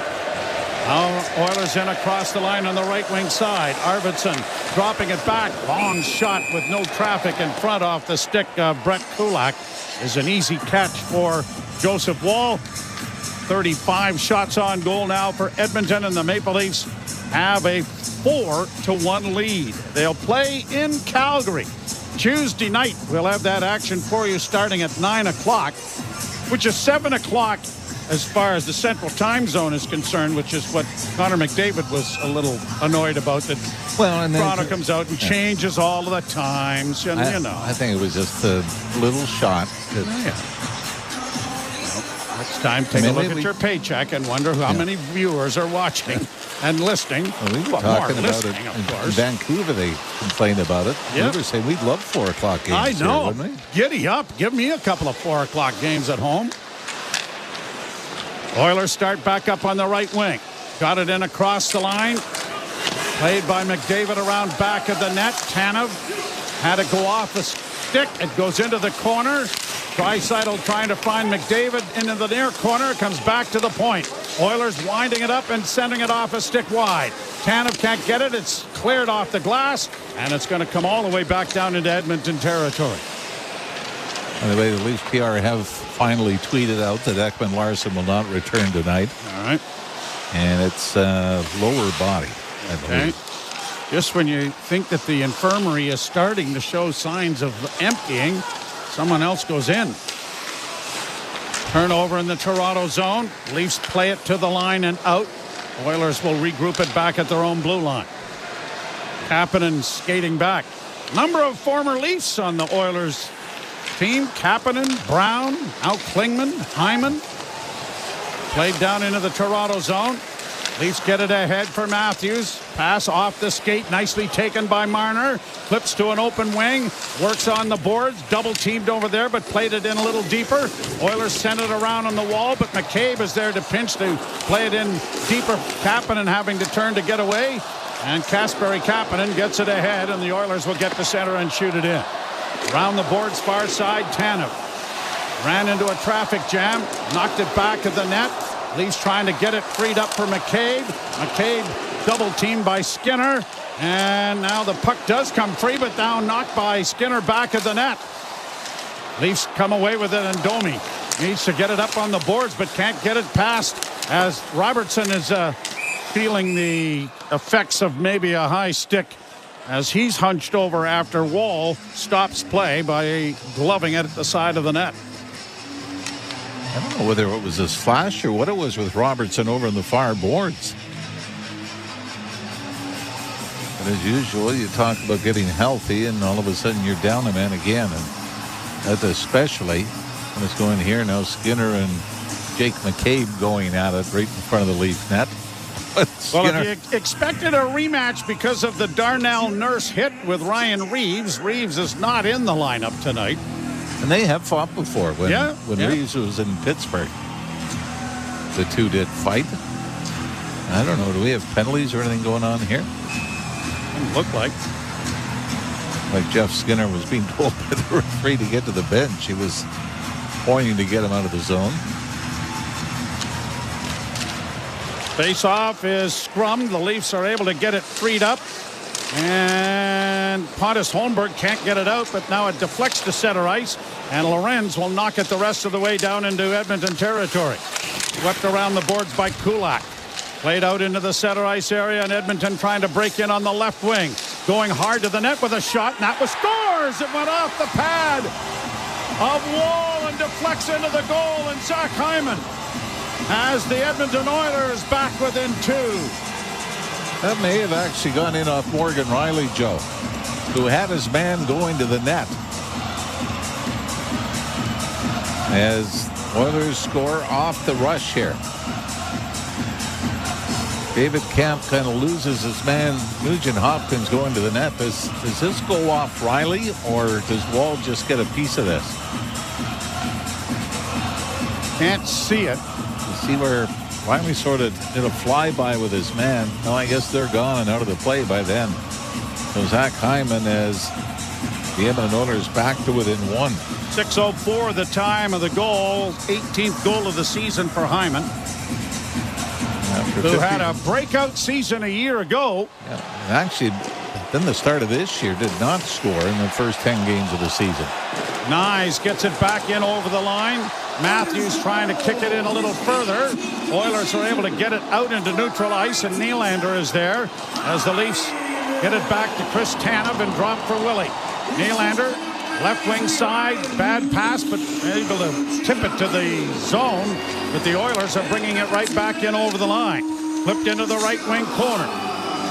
Down in around back of the net now is Janmark. Janmark trying to get it back to the point, and a shot that deflected wide of the Leaf goal. Janmark with it again. Cycles it down into the corner, and McCabe able to play it free, and now Tavares gets it to Timmins, who is nailed at the blue line. Now Nylander fighting to try and get the puck out, but Bouchard did a great job of getting him turned around. Now a sharp angle shot taken by Bud Golson was deflected wide of the goal by Wall. Oilers revitalized with that goal and a centering pass that went over top of the net. Pressing again along the boards. Klingberg keeping it in. Nurse at the left point. Plays it in along the boards. Draisaitl back into the corner. Cut off there by Matthews. And Matthews will find Jake McCabe, who's going to skate the center ice, but not get to the red line and play it in off a stick apparently. So there's no icing. Draisaitl. Left wing feed. Oilers in over the line with 12:22 to go in the third. Shot from the point blocked. Leafs will just play it off the boards to center. Got the crowd back into it. Leafs have blocked 17 shots here tonight. Cross the line for McDavid. Knocked into the slot area. Knocked down on the play was Nyes, but he can't clear. Oilers keep it alive on the near boards. McDavid coming off the wall, goes around back of the net. Faded into the corner. Back to the point to Bouchard. Bouchard with a wrist shot that's wide. The rebound. Stopped by Wall and gloved at the side of the net. As McDavid tried to bank it in off of him from behind the goal line. And Mitch Marner, some words to the official. I'm not sure what that was about, but boy, Joseph Wall again through a screen. Able to make a couple of more big stops and keep this Leaf team up by 2, but they're holding on here in the third period. You're listening to Molson Leaf Hockey on Sportsnet 590 The Fan and the Maple Leafs Radio Network. It's soccer's most thrilling league. Only the Premier League can make you feel like this. And now every match is on the SiriusXM app. Can you believe it? From the title race. This is remarkable. Keeps this title charge on track, surely. To the relegation fight. The impossible may still be possible. Hear every English Premier League match on the SiriusXM app and talk about all the EPL drama on SiriusXM FC1. What's up, hockey fans? Thanks for hanging out with us tonight for the Maple Leafs game. Now's the time in the show to find out where Leafs Nation is gathering from here on TSI, listening to the Leafs game, watching on TV, watching wherever you are, watching on YouTube, chatting it up, cheering our boys on. Let's go, Maple Leafs. Let's get the win tonight. Thank you all for being here, and thank you for letting us know where you're watching from, whether it's the United States, Canada, or all over the world. It's so much fun hanging out with you guys every single Maple Leafs game. Now let's get back to the hockey. Go Leafs, go. We'll see you back in the chat. Now with more matches featuring soccer's most iconic clubs as they battle it out for European supremacy. What a start for Inter! Haaland scores the hat-trick! From the league phase to the final, the Champions League is on SiriusXM FC 157 and the all-new SiriusXM app. Ray Hudson here with an important announcement. You can listen to your favourite SiriusXM FC shows on the all-new SiriusXM app, now available for all subscribers. Radio Network. Leafs 4, the Oilers 2. 11:47 left to play in the third period. And the Leafs being badly outshot, 40-19. And Joseph Wall has been outstanding. Marner clears it down into the Oilers zone. Got the puck free, got it in front of the net, but it was just out of the reach of Matthew Nyes. 26-7 the shots since the end of the first period favoring the Oilers. Oilers through center ice. Shoot it into the Toronto zone. Down the boards, Draisaitl couldn't get it, then almost stole it. And has it in the corner, but Marner gets it freed and now plays it off the glass and out and down the ice. And this is rolling on goal, so there will be no icing. Leaf fans giving Stuart Skinner a little of the business. Laid down into the zone. Or maybe some Oiler fans giving him the business. Who knows? Puck along the boards, brought out now by the Oilers. They center it in front of the goal. A shot. That's blocked. Rebound still free, though. Skinner with a shot. That goes off a stick and into the near corner. Leafs don't get it out. Domi trying to check his man and takes the puck away from him. Got it freed up on the wing for McMahon. And Bobby McMahon trying to work it free. Got it through center ice and in over the line for Nick Robertson. Robertson cycles it back to the point and drive. And the one-timer by Domi was wide of the net. I don't think Skinner got a piece of that, but I might be wrong. Robertson getting a little feisty there with one of the Oilers as his stick got knocked out of his hands. And no call. Puck at the blue line. Nylander kept it in. Tavares against the boards trying to free it up. Still free in his skates. Kick free. Oilers with the puck now. They'll organize in their own zone and send a long alley-oop down the ice, and that's icing. With 9:57 to play in the third period, it'll come back into the Edmonton zone. Well, the talk of the salary cap going up. Leon Draisaitl's in the final year of an 8-year, $8.5 million deal. And his raise gets him to $14 million next season, which at this point will make him the highest paid player in the NHL. Skinner and Robertson were the two who were jousting at the blue line. Draw to the right of Skinner. Tavares going to be waved out. Nylander will take the face off. Oh, no. Tavares just gets the warning. All right. And the draw won by the Oilers. Brought forward by Troy Stecher, who gets it to the Leaf blue line and in. Leafs with it off a skate. Leafs come away with it on the left wing, and down the boards comes Max Pacioretty. He just did get it to the Edmonton zone, but was ridden off the disc. Oilers bring it back at center, left wing side, shooting it around the boards. Chopped at, Pacioretty back there, playing it off the glass and into neutral ice. Nylander pressures, but won't get there in time. Then almost a turnover, but the Oilers have it under control in their own zone. Leafs 4, Edmonton 2, third period. 9:19 left to play in it. Lorenz gets it up ahead for Pontus Holmberg. He'll go wide. Works down into the left wing corner. Stops it up. Leaf centerman dragging it along the boards, trying to get it back for David Kampf. Kampf up against the wall, has it pinned there. The puck finally does come free, and the Oilers are the ones who come away with it. Played back of the net. Bouchard. A pass up the middle. Brought on by Draisaitl. Onto the left wing side, and Tanev has his man McDavid marked. McDavid with a pass in front, and it was deflected wide of the goal. Bouchard keeping it in. Big line out here for Edmonton.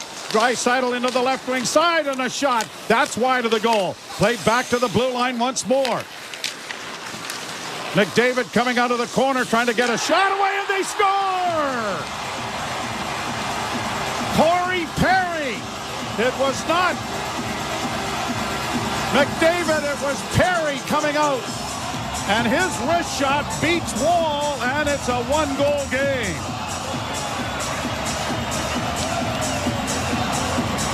As good as Wall has been, the 2 goals here in the third period have both been blockers side.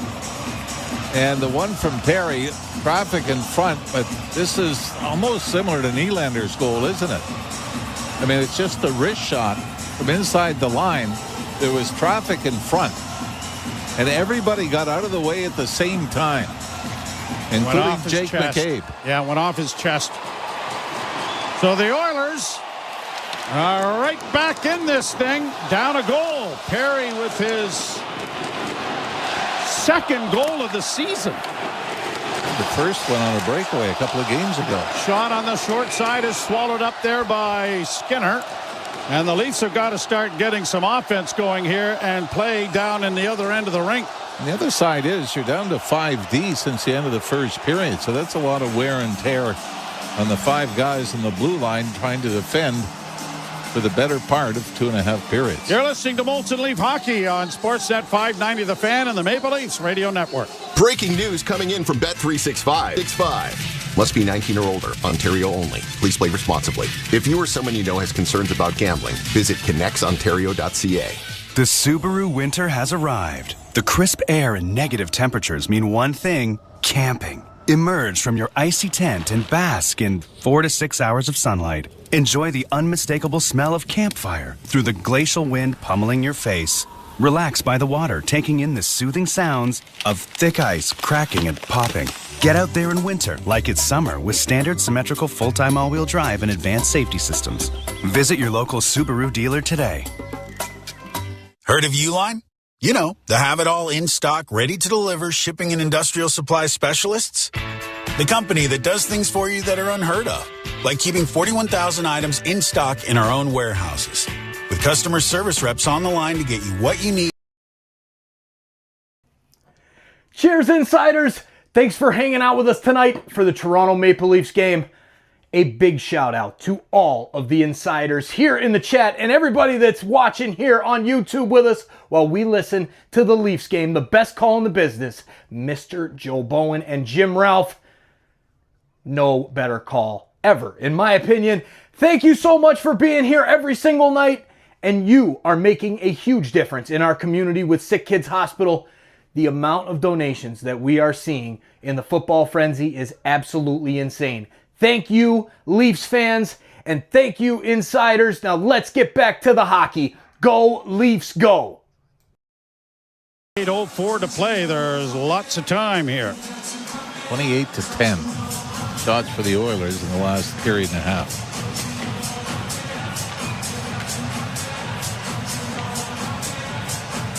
Face off in the Oilers zone.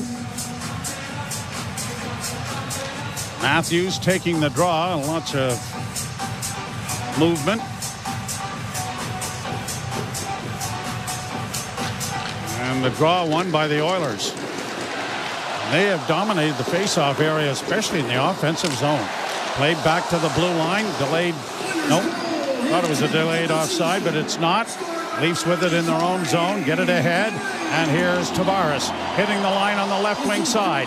Tavares is going to swing it around the boards to the far side to Nylander, who returns the favor. Won't reach Tavares, who gets into the corner after it.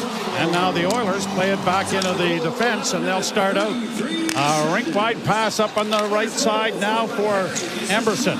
Ty Emberson gets in along the boards, trying to get back of the net. It comes up on the wing, cut off by Tavares in the Leaf zone, and it'll be Pacioretty with skating room, and he comes to center ice, drops it off for Morgan Rielly, who has his pocket picked, and now the Oilers have an odd man rush with a non-defenseman back, and a shot is kicked away by Wall. Rebound on the near side. Puck against the boards. Matthews comes out of his own end with it. Austin Matthews wheeling in on the right side. Stops it up, got a shot away, and it's gloved by Skinner. He is going to try to play on, but has to hang on to it with Matthews closing on him. And will bring a face-off in the Oilers zone. Well, that's the way it's gone for Morgan Rielly, hasn't it? Jumps up into the plate, tries to raise some offense, but Connor Brown with the stick lift. And then back the other way, and then almost goes, looks like it almost ticks off the stick of Jake McCabe before it got to Joseph Wall, and Wall was able to kick it out with the left pad. 43rd shot on goal for Edmonton. They play it off the boards and out into the center ice area. Benoit got it ahead. Robertson couldn't get it into the zone. Does on the second effort. But it rolled in on goal as one of the Oiler defensemen almost misplayed that into his own net. Back of the goal now for Domi. Looking in front of the goal, trying to find Robertson, but it was knocked away. Wouldn't that have been a dandy little effort? Oilers through center. And it is shot down by Nurse into the Toronto end. Puck along the near boards. Cleared into the corner by Skinner. Markham native goes to the front of the net as the puck comes back along the boards. Back to the point for Bouchard. Closing. Shot blocked. And it's going to come out at center ice as the Leafs were unable to take advantage of the shot block. And hopping to the bench is Robertson. Is that an injury or a skate? No, I look like the blades were there. Played down into the corner. Around the wall, it'll go to the far side. Marner in the offensive zone to Matthews, coming out with a shot that was blocked. Marner goes around back of the goal. Fed it off for McCabe. He wasn't expecting it. Matthews with a shot that is easily blockered into the corner by Skinner. Oilers with it again. Played ahead by Corey Perry. In on the left wing is played around the boards. Draisaitl won't get to it as McCabe cuts it off. Played it back in along the far side, but not out. Oilers keep it alive. McDavid got it back to the point. Looks for a return pass. Cut off there by Matthews. Matthews does a nice job of lifting the stick, and the Leafs get a breakout now with McCabe coming to center. He has to wait for teammates to change and just sends it in on that far side. And it is Camp getting there first for Toronto. Lorenz hovering around at the side of the goal. He has Pontus Holmberg in front, but can't get him the puck. Oilers bring it back, but it's turned over at the blue line.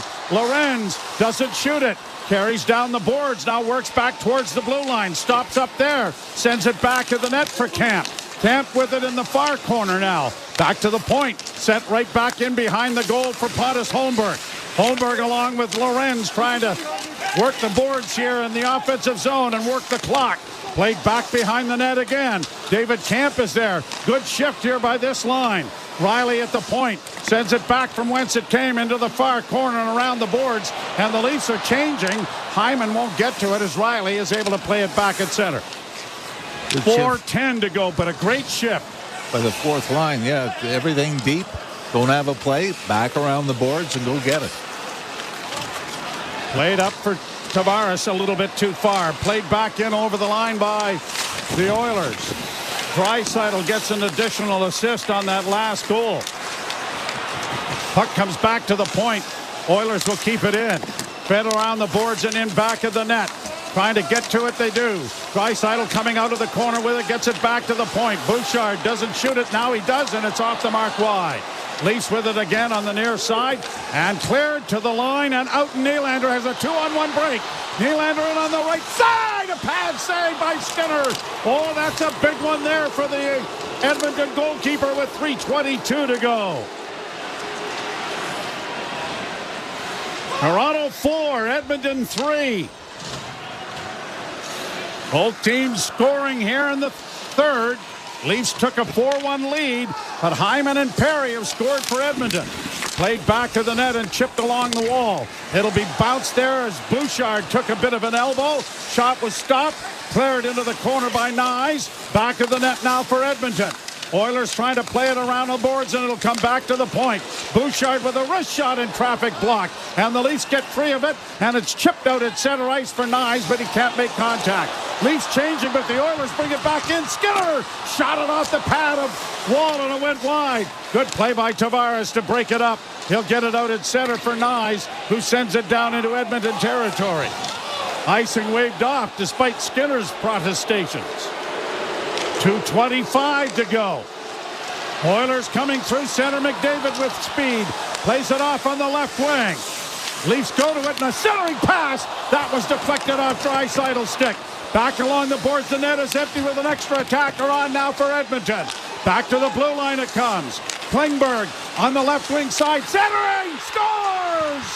Draisaitl off to the side has tied the game.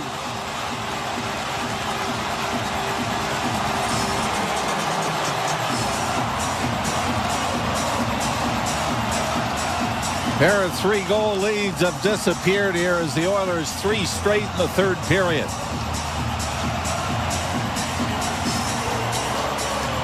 And you probably could have guessed where Leon Draisaitl was going to be. And that's where they found him. And like you said, big save by Skinner off Nylander moments before that. And then the Oilers come back. It is amazing how they find that seam. 37th of the season. McDavid found him across, and he just did get it past the post and the shoulder of Wall to score the tie of the game. Shot number 45, and I believe the Leafs have called a timeout here. You agree with this? I find it a little odd. Now you're going to get the crowd into it even more. Only thing I could think of is, and I don't remember anything that would be a video review to give them a little extra time to look at something, but we can't see the Leaf bench. No, they're not showing it. They're showing the crowd and Oilers' reaction to it. Oh, maybe there is an offside. Was Klingberg offside coming into the line? Challenge that the play was offside. Right there, yes. Sean Klingberg on the right wing boards. Yes, he is. Well done, lads. Well done. Jordan Bean and Sam Kim. This is a huge play, but it looked like John Klingberg on the right wing side was 4 to 6 inches. But this is a gamble too, because otherwise you're a man short, right? Yeah, but I think this. I do too. I think this is offside. They are 3 for 3 this year. Well, and that's obviously why they call the timeout, to give them that extra time to look at it. And yeah. Klingberg right on the board, and the linesman wouldn't have seen it because he was standing right there. Oh, yeah, he's definitely offside. Definitely offside. And little thrill. McDavid makes the extra move. And it'll thrill the Oilers even further. Oh, this won't be reviewed in Toronto. This will be the officials there. The other thing is Klingberg has his foot up. His foot is not on the ice. His left foot. But it's the plane, right? Yeah. It's still inside the blue line. Well, they're taking their time at this. But I mean, this is as crucial as it gets for a challenge, doesn't it? Yes, it is. 2:04 to go. Yep. And if they deemed that the play was onside, then the Oilers would have a power play for the remainder of the game. And here's the decision. After coach's challenge video review, it was determined that the play was offside. All right, the Leafs dodge a major bullet. Now, you remember the game that the Leafs played against Edmonton earlier in the season. Oilers took a 2-1 lead into the third period. The Leafs scored 2 quick ones to go up 3-2. Draisaitl tied it with the goalie on the bench late before Mitch Marner won it in overtime. You know what? That's a great job done by the video review guys. Jordan Bean and Sam Kim. Sam Kim and Jordan. Absolutely. They're 4 for 4 now in that department. Oh, boy, none bigger than that. Nope. Yep. But Connor McDavid just made that extra move at the blue line. And Klingberg couldn't hold up enough. And can the Leafs turn this to an advantage? Face-off is outside the Toronto blue line. We cannot see the Edmonton goal, so we're assuming the goaltender is back in the net, and he is, as it's played down into the Edmonton zone.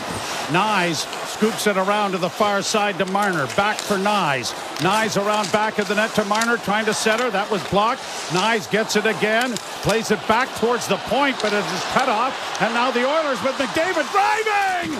Ow! Great play by McCabe to take him wide. And the save made by Wall, but now extra attacker on for Edmonton. Picked around back of the net. Someone's lost a stick in the fray as it's cleared out and down the ice. That hit the skate of McDavid. I guess it was McDavid who's back there without a stick. I thought for a minute there might have been an extra body out there. Might have been Corey Perry too, Joe. Minute and a half to go. And across the line, the Oilers play it back. Leafs get it to the line, but not out. Perry keeping it in. Played along the boards, broken up by the Leafs and Nylander. He's just going to chip it out. Tavares at center ice. Fakes the shot. Gets it to the line. Left wing side, Pacioretty. They don't shoot it at the empty net. Round on the boards to the far side. Perry getting it ahead. Draisaitl in on the left wing. Hyman going to the front. The shot goes over top of the goal. Kept alive by Perry on the far side. Benoit ties his man up. Tavares couldn't get it out. Kept in at the point by Bouchard. Left wing side with 50 seconds left. Bouchard holding. Leafs had a chance to go for the empty net and didn't take it. Bouchard, right wing side, a shot blocked. Rebound, stop. Goes through the crease to the far side to McDavid. McDavid back to the point. Bouchard holds. Wrist shot, gloved by Wall. 32.2 seconds to go. And Edmonton will likely take a timeout here. Leafs really should have capitalized on the empty net. You had Tavares, Pacioretty was open. Tavares sort of stutter-stepped, waited, and then by the time he gave it to Pacioretty, Pacioretty had pulled up and couldn't get to it on the left wing side. Ooh, one shot off the goalpost. I did not realize that. Bouchard's drive. Over the right shoulder of Wall and off the post, so a huge face-off coming here. What a play McCabe made. On McDavid, McDavid. McDavid doesn't like it. Let's do that. Oh, sorry. giving it to the official. 32.7 seconds to go in the third period. Face-off will be in the Toronto zone. Timeout called by Edmonton.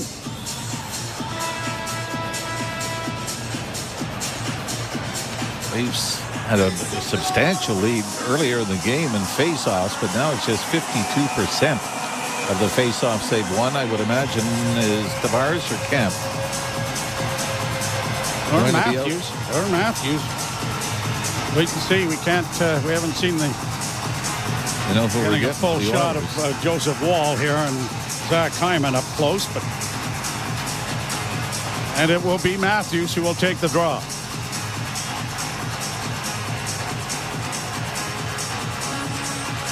And the draw scrummed.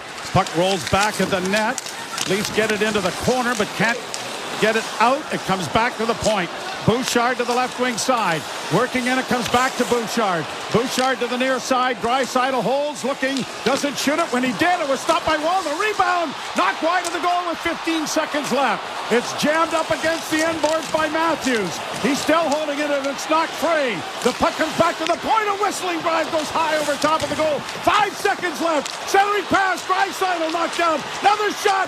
Stopped by Wall. Another shot. He stopped that too. Holy mackerel! The last shot of the game is a dive across the net. Stopped by Joseph Wall. Unbelievable! What a save! 44. I don't know if there was enough time for that to go in. It doesn't matter. Let's put it this way. 44 saves. Numbers 43 and 44 might have been the best. And certainly the most timely as the Leafs win a video review to keep it from being 4-4. The Oilers all over. Bouchard hits the crossbar. This goes through the crease. Wall right at the end dives out, stops the blast from the point, and then the rebound goes onto the stick of Corey Perry. I would have been close. But what a save. You had 10 of him behind Wall sprawled across the goal line, but Joseph Wall stops 44 of 47. So back-to-back nights, the Oilers 47 shots on goal and find themselves on the losing end, but a great start by the Leafs and then a lot of holding on for the last 40 minutes. But they take away a 4-3 win, second win against the Oilers this season. 3 stars are brought to you by your Ontario Honda dealer. Get home ice advantage on every drive with the new Civic Hybrid. Proudly made in Ontario, available now at your Ontario Honda dealers. If you don't pick Joseph Wall as the first star, I'm going to hit you. Yeah, well, this. I have this jug over here with water in it. It's coming right at your head. Well, you think I wouldn't. I'm still going to pick Leon Draisaitl, star number 3. I know the goal was called back. I thought he was a force every time he was on the ice. Star number 2, I'm going to go Matthew Knies. Had a goal and assist on the night. Really shows the importance at both ends of the ice for Matthew Knies, but what he does at that line with Marner and Matthews. And first star, Corey. Well, I'll go Joseph Wall. You almost wore this. Yes, yeah, 44 saves on the night for the Leafs. And it was 2 weeks ago that it started where he looked like the guy that won those 2 playoff games against Boston last year. It was a win over Montreal. He gave up 3 in the first period in that game. And the Leafs should have been down 6 or 7.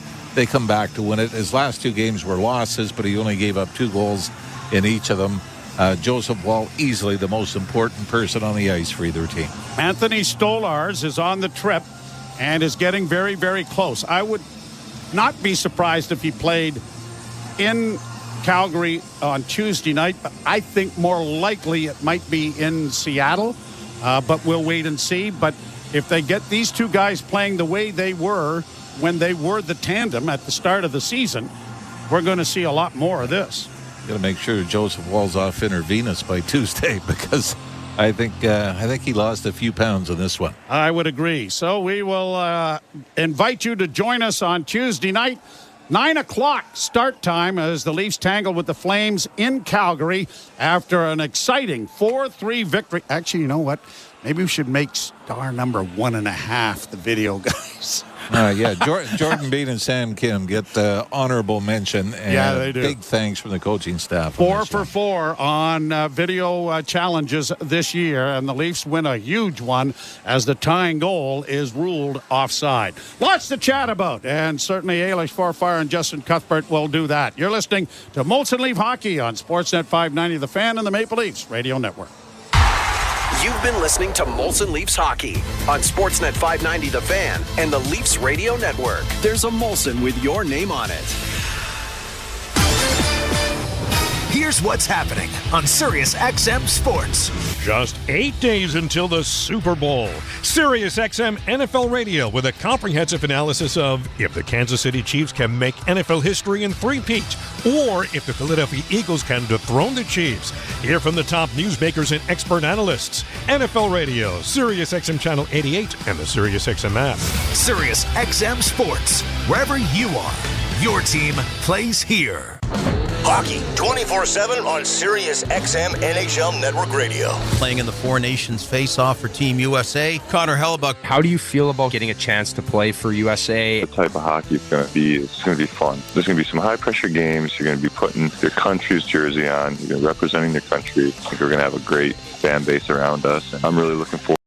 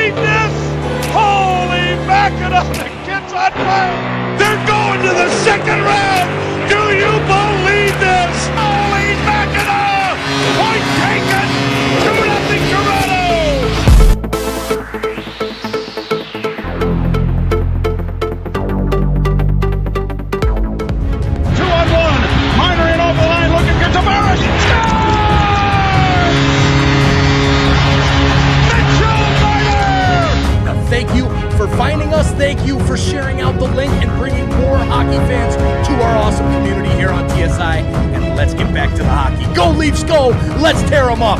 Get him on his stick. Score!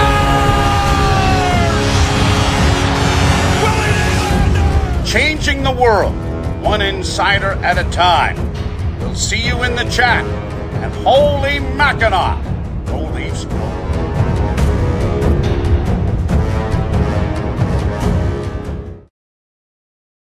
NHL Morning Skate. I think general managers must sit back in their chairs, Gord, and they must say, okay, if we make a coaching change here, chances are that at least for 10 games, we're more than competitive, and we're probably going to win much more than we lose. Coaches are probably yelling an expletive, right? About, whatever, how that particular trend is going. So you're right. So far, it's like perfect. NHL Morning Skate with Scott Laughlin and Gord Stellick. Weekdays, 7 a.m. Eastern on NHL Network Radio, Sirius XM 91, and the Sirius XM app. Hockey 24/7 on Sirius XM NHL Network Radio. Playing in the Four Nations face-off for Team USA, Connor Hellebuck. How do you feel about getting a chance to play for USA? The type of hockey it's going to be fun. There's going to be some high-pressure games. You're going to be putting your country's jersey on. You're representing your country. I think we're going to have a great fan base around us, and I'm really looking forward to what it brings. Sirius XM NHL Network Radio, Sirius XM 91, and on your schedule with the Sirius XM app. The big names are on NHL Network Radio. Avalanche general manager Chris McFarland. What went in to maybe change that duo in goal? With the work of our scout, Wedgwood's experience, he was a veteran guy. He's been through the grind. We were very bullish on McKenzie, and when the opportunity came to add him, we just felt it was the right move for us, long term. Sirius XM NHL Network Radio, Sirius XM 91, and the Sirius XM app. The big names are on NHL Network Radio. Devils head coach Sheldon Keefe, you decided to jump right back into it. New Jersey Devils reached out really within an hour or so of the news coming out of me being let go. And the more I got to know Tom and his vision for the team and seeing the situation, it was a tremendous opportunity that I couldn't let pass by. Sirius XM NHL Network Radio, Sirius XM 91, and the Sirius XM app. The UEFA Champions League is back on Sirius XM FC, and this year it's bigger than ever. Absolutely ridiculous from Real Madrid. Merseyside magic from Mo Salah. Now with more matches featuring soccer's most iconic clubs as they battle it out for European supremacy. What a start for Inter! Haaland scores the hat-trick! From the league phase to the final, the Champions League is on Sirius XM FC 157 and the all-new Sirius XM app. The biggest names in the game. Trying to get behind Rielly, walks in, put it between his legs, shoots it, score! NHL play-by-play on Sirius XM. Work. I could sign up for 7 games of that in the Stanley Cup final. What about you, Justin? I think so. I mean, if there was ever an argument for just like neglecting geography and being like, hey, Canadian division. That's it.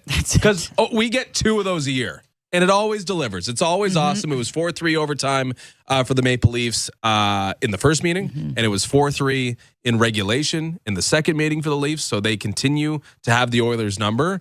But that's about as entertaining, interesting, exciting, high stakes as 2 points in an 82-game regular season can feel. And the fact that we get 2 of those and we get 2 of Anaheim and 2 of Utah. It's not fair. And 2 of Minnesota. Yeah. Like, it's just not the same as that. I wish we had more. Even we don't even see enough in division play, to be honest, but I'd be so down for a Canadian division so we could just get these matchups more often. Yeah, that was an amazing game. Probably would like to take back some of the second period in terms of giving a momentum a bit to the Oilers. It ends up being a 4-3 win for the Maple Leafs, but I wish we could show our listeners, if they haven't seen it yet, the Joseph Woll saves on the final dying seconds of that game, because I know Bonesy probably was out of breath trying to call it.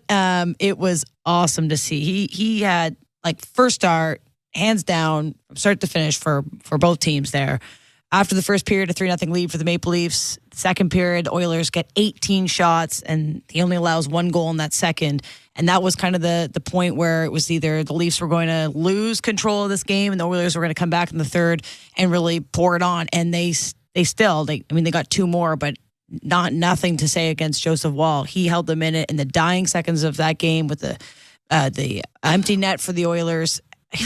He had maybe the save of the season. It was so close that I think he might have been credited for the save, but it wouldn't have counted if it got past him. Like, I don't even care. I love it. 0.1 seconds was the difference between it being in the glove and being. We were like jumping up in the studio watching it. Was unbelievable. It was unbelievable. Really I mean, awesome. the Oilers, boy, can they put it on you when they're chasing a game. And I don't know. Am I taken from the Leafs complimenting the Oilers? I might do that too much.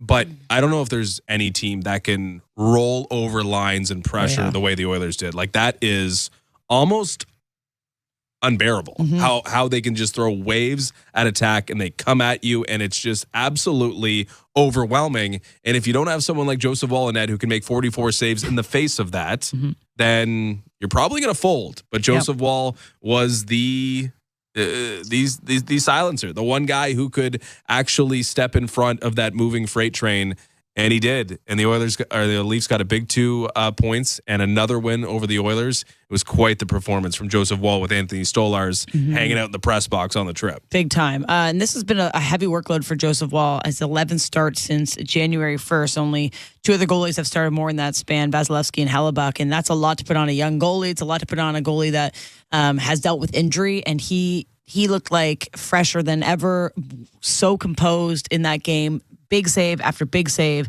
It was really awesome to see, really comforting to see when we have that discussion when it comes down to the playoffs, who's getting game 1. Like, if you're getting something like that, you feel like you can beat anyone. The Oilers are one of the best teams in the NHL. They've been one of the best teams over the last 30 days and 30 games. Like, they are the standard. They were in the Stanley Cup final. They lost by 1 goal. Like, they could have won the cup. And Joseph Woll was the MVP for the Leafs tonight. I think there's certainly areas that you would want a little bit more from your team. But, man, a lot of credit to that young kid for what he pulled off tonight. Special shout out as well, because there was a point where this game was tied 4-4, and Leon Draisaitl getting on the scoreboard thought, okay, here we go. What's going to happen? But the Leafs video review team is unbelievable.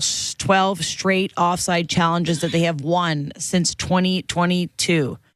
That came up huge in that moment. I mean, after we saw the replay, it definitely looked like he was outside. But in the moment, to get it right, John 12 straight Klingberg times. gives one back, going offside there. I said maybe John Klingberg's a double agent. He forgets which team he's on there. He very well could be. The Leafs did pretty right by John Klingberg, giving him some money last year when it was pretty clear he wasn't going to play all that much, at least Jordan Bean and Sam Kim deserve the credit. Yeah, they continue to roll. And credit to them for, it wasn't, I don't know, it looked pretty obvious, so I'm sure they were going to get it right in the end, but they took the time out to make sure. I don't know if there was some, like they weren't getting the right looks. They weren't sure, but once you saw it, you were going to be sure. But they played it well, and we were confused because it felt like it was taking a while before anything was happening. It was the timeout. It's just like, okay, it's a cool timeout, and then all of a sudden you see the referees with the headsets on, and they're reviewing it, and you know when the Leafs call an offside review, it's happening. It's going to be called back. Yeah, 12 straight tough one wins. for Leon Draisaitl, who still, despite losing a goal, is probably the Hart Trophy guy right now. So that period, that third period started off really strong for the Leafs too. Before fans hadn't even had a chance to sit in their seats. Marner with a gorgeous goal to kick things off. Like that was something that the Leafs did really well. I think they started the game strong. Obviously a 3-0 lead after the first, but Marner coming out to start that third period, which we talked about, that was kind of the pivot point, right? You went into the second intermission definitely feeling like, they came out strong. Joseph Woll's holding us in there. So Marner to come out right off that first play to dance through Zach Hyman, who looked, I don't know why Zach Hyman was the last man back, but danced through him and just gorgeous goal to give the Leafs that cushion, which they ended up blowing almost in the end. Just really great, strong start to a third period, which hasn't always been the way the Leafs start periods, right? Sometimes they're very slow to start games or slow to start periods, but I thought Marner coming out, controlling it, and having a really, really pretty goal was great. I know that they did allow 2 after that. Yeah, not only did it give them a 4-1 victory, I think there was a bit of a deflation afterwards. Like the next 5 minutes were not dominated by the Oilers like the last 10 were at the very least. Like there was that, we're actually not going to come back and win this game attitude. Then they got one more off the stick of Zach Hyman, then it was full on again. They were chasing the game relentlessly and nearly got there. But yeah, Marner gets that key goal, and you mentioned it. I think it was off the air that Marner was a little quiet in the first 2 periods. Maybe I inspired him. And then he has that moment. It's like, okay, that's what you expect from Mitch Marner. Superstars littered all over the ice. It's time for him to do something, and he did. And by the way, he scored the winner in the first meeting against the Oilers in overtime. So now he's got 2 straight game winners against the Oilers in this season series. Most of the revenge or motivation angles did deliver. Corey Perry ends up getting a goal. Zach Hyman ends up getting a goal. Matthew Knies back in the lineup ends up getting a goal. Would pretty much cover the bases. And Kasperi Kapanen, I should look at the ice time very quickly. The Oilers they're throwing Draisaitl and McDavid out there every third shift, at least it felt like. And then constantly, like they would have in the Maple Leafs because that's what they do, and they're chasing the game, and then they would roll over the fourth line right after, and Kapanen was going out there with Jeff Skinner and getting like some of the tired legs from the previous shift against McDavid, but they were really trusting Kapanen. Like if anyone deserved a revenge goal in that game, it felt he like played 12 Kapanen. Minutes. It felt like so much more than that. But that's a lot for a fourth line to play 12 minutes. 13 shifts, 12 minutes. He was out there buzzing a lot. Okay, so Leafs with a 4-3 win over the Edmonton Oilers tonight in a game that, man, you could pay for quite a few of those in the playoffs. Maybe that will be the way it happens. But they started on time. They had a really great first period, that 3-0 lead going into the first intermission. Kind of let their foot off the gas, I think, in the second period. Stood on his head. Joseph Woll all game long, I think, is the underlying discussion that I think we're mostly seeing online too. People are just really loving what Joseph Woll had to give. But that was a fast hockey game, and I think you brought that up in the second intermission.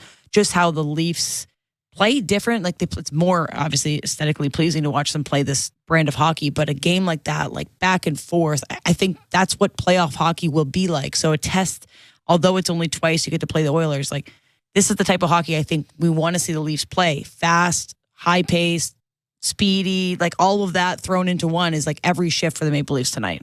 That felt like what the Stanley Cup final kind of looked like at points last year, where Florida can play at that speed, and the difference between Florida and maybe that's why they're Stanley Cup champions, that they can play other games too. Like they can play in the back alley when you want to, but they can actually skate with a team like the Edmonton Oilers. That's why they're the Stanley Cup champions. I suppose. But yeah, I think a fast-paced game does favor the Maple Leafs. Clearly, it started to tilt in the direction of the Oilers, who were much more interested in attacking than the Leafs were by the end of that period.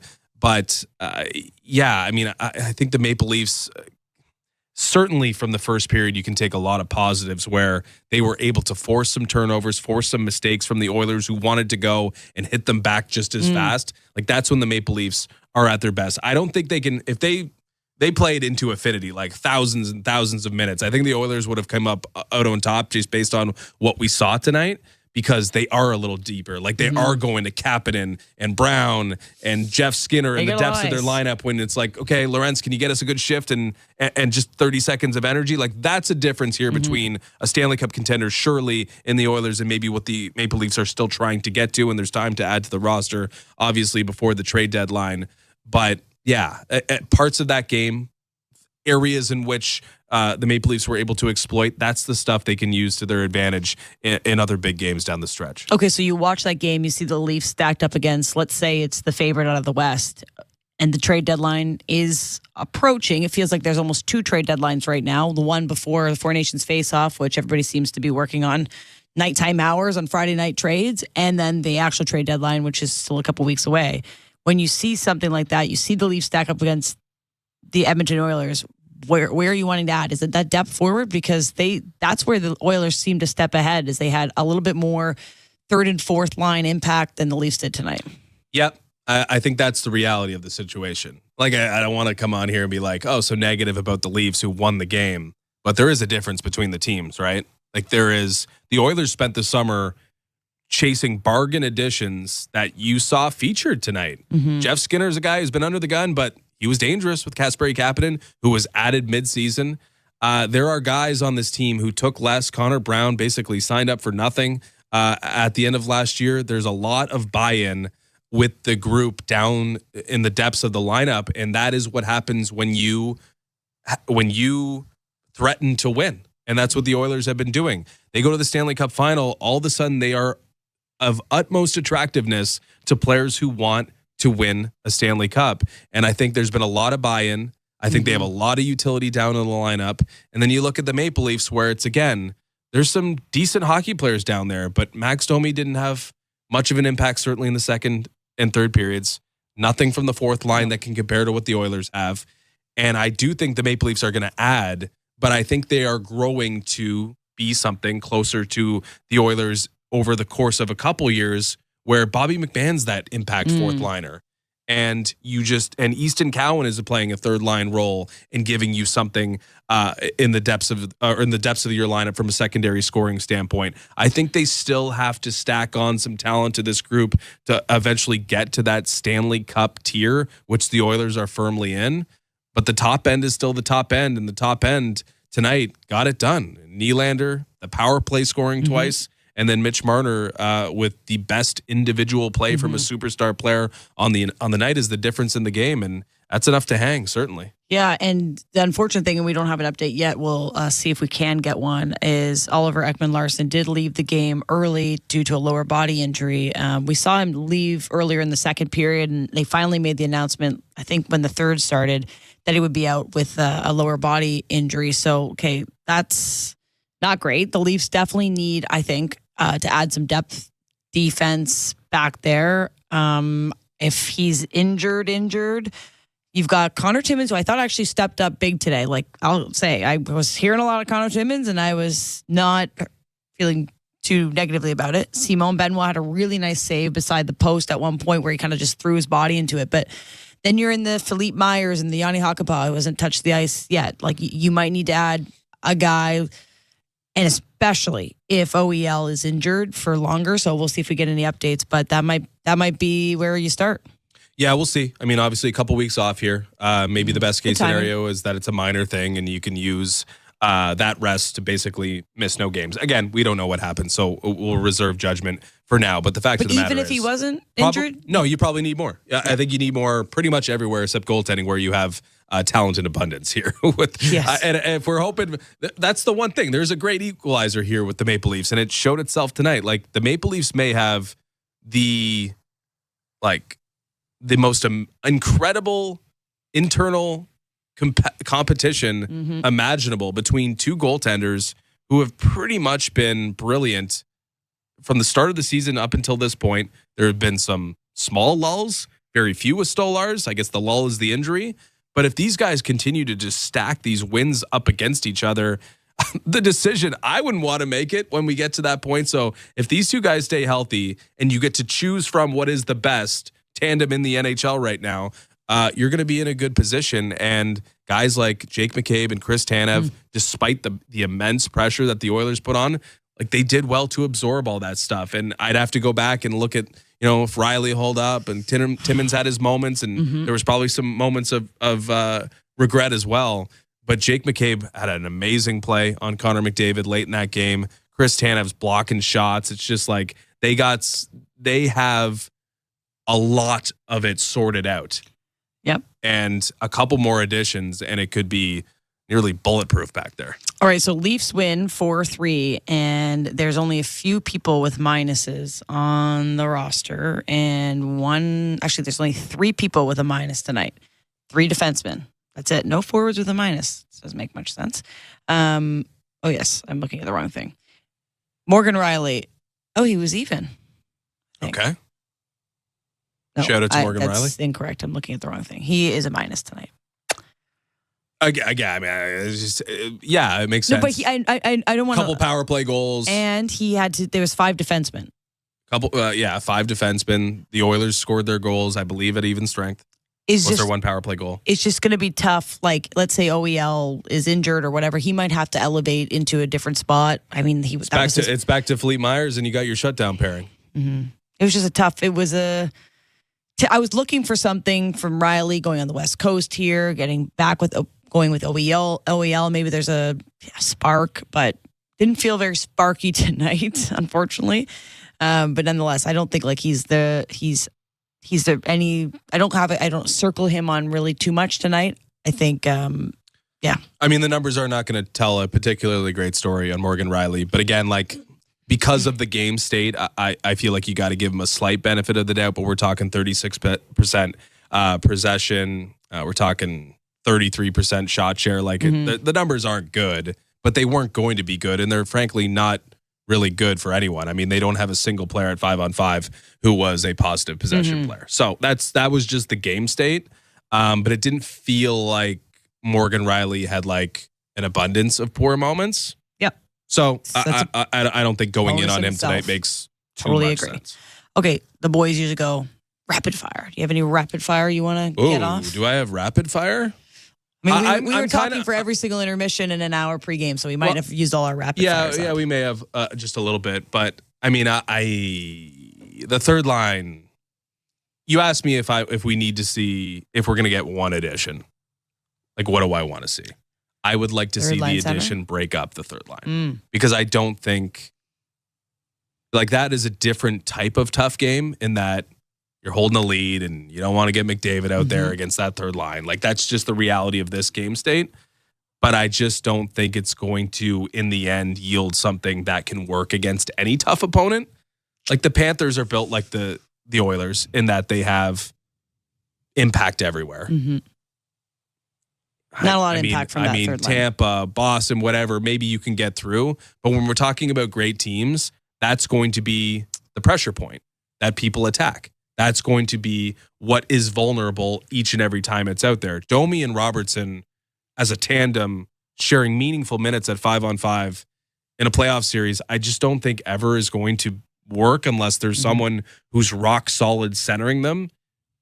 And even then, it probably doesn't make sense as a trio. So again, I think this is something they got to work through eventually. Like, this is a gradual thing where you're adding talent to the roster and you can't just snap your fingers and fix all the issues. But this is something, if we're putting an honest effort forward, probably has to be addressed to win a playoff series. Maybe a Brock Nelson or a Scott Lawton or an injured Yanni Gourde. Scott Lawton sounds delightful. I'm a big Scott Lawton guy. When we did that Flyers game a couple months ago, Lawton and Domi would not be fun. And to I play was against. like, that's an Oakville local kid. And then I think he scored that night. And I remember saying he could be a trade target. This was how about Lawton, Christmas. Domi, McMahon? Down for that. Make it happen. Okay. If you're done with your rapid fire, I'm done with mine. Okay. We will do an NHL scoreboard. Oh, yes, we must do that. We must. Okay, the NHL scoreboard is presented by Bet365. Whatever the moment, it's never ordinary at Bet365. Must be 19 plus. Ontario only. Play responsibly. Visit connexontario.ca. Just one game ongoing. We got 8 finals from earlier today and tonight. The Panthers beat up on the Blackhawks 5-1 early on, a matinee. JT Miller scored twice, but the Bruins beat the Rangers 6-3. Penguins blanked the Predators 3-0. The Kings got a 4-2 win over the Carolina Hurricanes. Islanders got a 3-2 overtime victory over the Tampa Bay Lightning, and Josh Morrissey scored in overtime to lead the Winnipeg Jets over the Washington Capitals in a battle of 2 teams dominating their conferences. Senators' big 6-0 victory over the Wild. They were chanting, "We want Fleury." They're feeling it there in Ottawa when Maple Leaf fans are not taking over the barn. And ongoing, only one game. Flames are hosting the Red Wings. It's just getting underway. Still scoreless. All right, our next Sportsnet 590 Fan Molson Leafs broadcast is a late one. It is next Thursday at 10 p.m. puck drop. We will be on the air at 9:30 p.m. Get your sleep. I think actually JD has requested that we do Leafs talk that night too, just so you know. Oh, really? Yeah, were you listening to 2 in a row? He's taking off? Were you listening to Leafs talk last? No, I missed it. So I'm driving home on Wednesday night after our show, listening to Leafs talk with JD and Sam, and they're signing off, and they're like, "Okay, we're not here Saturday night. Ailish and Justin are doing Leafs talk, and then they're talking about the road trip next week." And they're like, "Oh, there's a game at 9, and then there's a game at 10." And JD's like, "Oh, we'll just get Ailish to do Leafs talk." And I was like, driving, like, you know that meme where the guy's pointing to himself on the couch, he's getting drafted? I was like, wait, me? Yeah. And then Sam's like, "Yeah, get ready to learn Ailish. So I guess we're doing Leafs talk next week is all I got to say. Wow, they just call their shots, eh? Yep. I mean, it is difficult to turn around that. I remember the morning show grind. JD's got a show the next day. Sam, though? So Sam apparently might join us after the game. This is already planned then. Yeah, read your emails. How about we join Sam? Something like that will happen on Thursday. So that's it. Our next broadcast is Thursday at 9:30 p.m. We'll have the pregame for you as the Leafs face the Kraken. It'll be a fun one. That is it for us. We have grinded on a Saturday night. So we'll say thanks for listening to Sportsnet 590 The Fan and the Maple Leafs Radio Network. From the biggest stadiums to the coziest holes in the wall. From house parties to porch hangs to pride celebrations. From your favorite fuzz shop to your local Indian spot. From noodle bars to sports bars to salsa bars. There's a Molson with your name on it. Canadian Ultra XL. Molson. Everyone in. Must be legal drinking age. The 2025 Honda Civic Hybrid is here, and it may sound too good to be true. With a 2-liter 4-cylinder backed by 2 electric motors, giving a combined 200 horsepower, it's our most powerful and fuel-efficient Civic ever.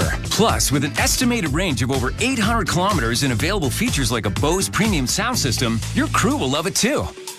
Maybe it should be called the Civic 2.0. Redefine your drive with the 2025 Civic Hybrid. Visit your Ontario Honda dealer and test drive yours today. Heard of Uline? You know, the have-it-all in-stock, ready-to-deliver shipping and industrial supply specialists.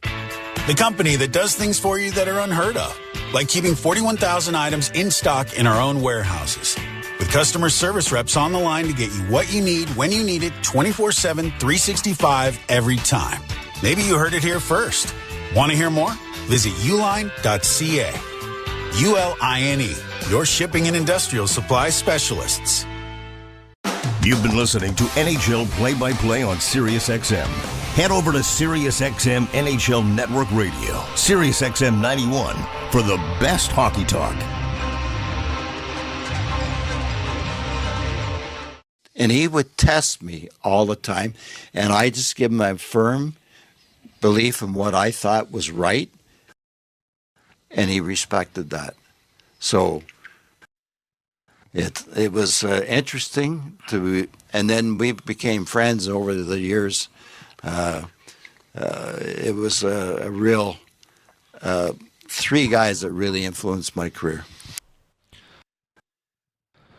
That was Iron Mike Keenan, former NHL head coach and author of Iron Mike, My Life Behind the Bench. He was in conversation with Scott Laughlin and Gord Stellick for the morning skate on SiriusXM NHL Network Radio. That's SiriusXM Channel 91. Mad Dog Sports Radio has the best sports talk in the business, covering sports with a passion and knowledge you need. Mad Dog Sports Radio, SiriusXM 86, and the SXM app. I'm Frank Trachtenberg with your SiriusXM NHL schedule for Saturday, February the 1st. All times are Eastern, and please remember, all games, times, and channels are subject to change. Check SiriusXM.com for the latest updates. In the NHL, 1 p.m., Florida Panthers take on the Chicago Blackhawks. Panthers on SiriusXM channels 91, Internet 931, Blackhawks on Internet 925. 3:30 p.m., Boston Bruins take on the New York Rangers. Bruins on SiriusXM channels 91, Internet 921, Rangers on Internet 938. 7 p.m., Pittsburgh Penguins take on the Nashville Predators. Penguins on Sirius 209, XM 220, and Internet 941. Predators on Internet 935. 7 p.m., Washington Capitals face the Winnipeg Jets. Capitals on Sirius 210, XM 221, and Internet 950. Jets on Internet 951. 7 p.m., Tampa Bay Lightning take on the New York Islanders. Lightning on Sirius 208, XM 219, and Internet 945. Islanders on Internet 937. 7 p.m., Carolina Hurricanes face the LA Kings. Hurricanes on Sirius 211, XM 222, and Internet 924. Kings on Internet 932. 7 p.m., Edmonton Oilers take on the Toronto Maple Leafs. Oilers on Sirius and XM channels 91, Internet 930. Leafs on Internet 946. 7 p.m., Ottawa Senators face the Minnesota Wild. Senators on Sirius and XM channels 167, Internet 939. Wild on Internet 933.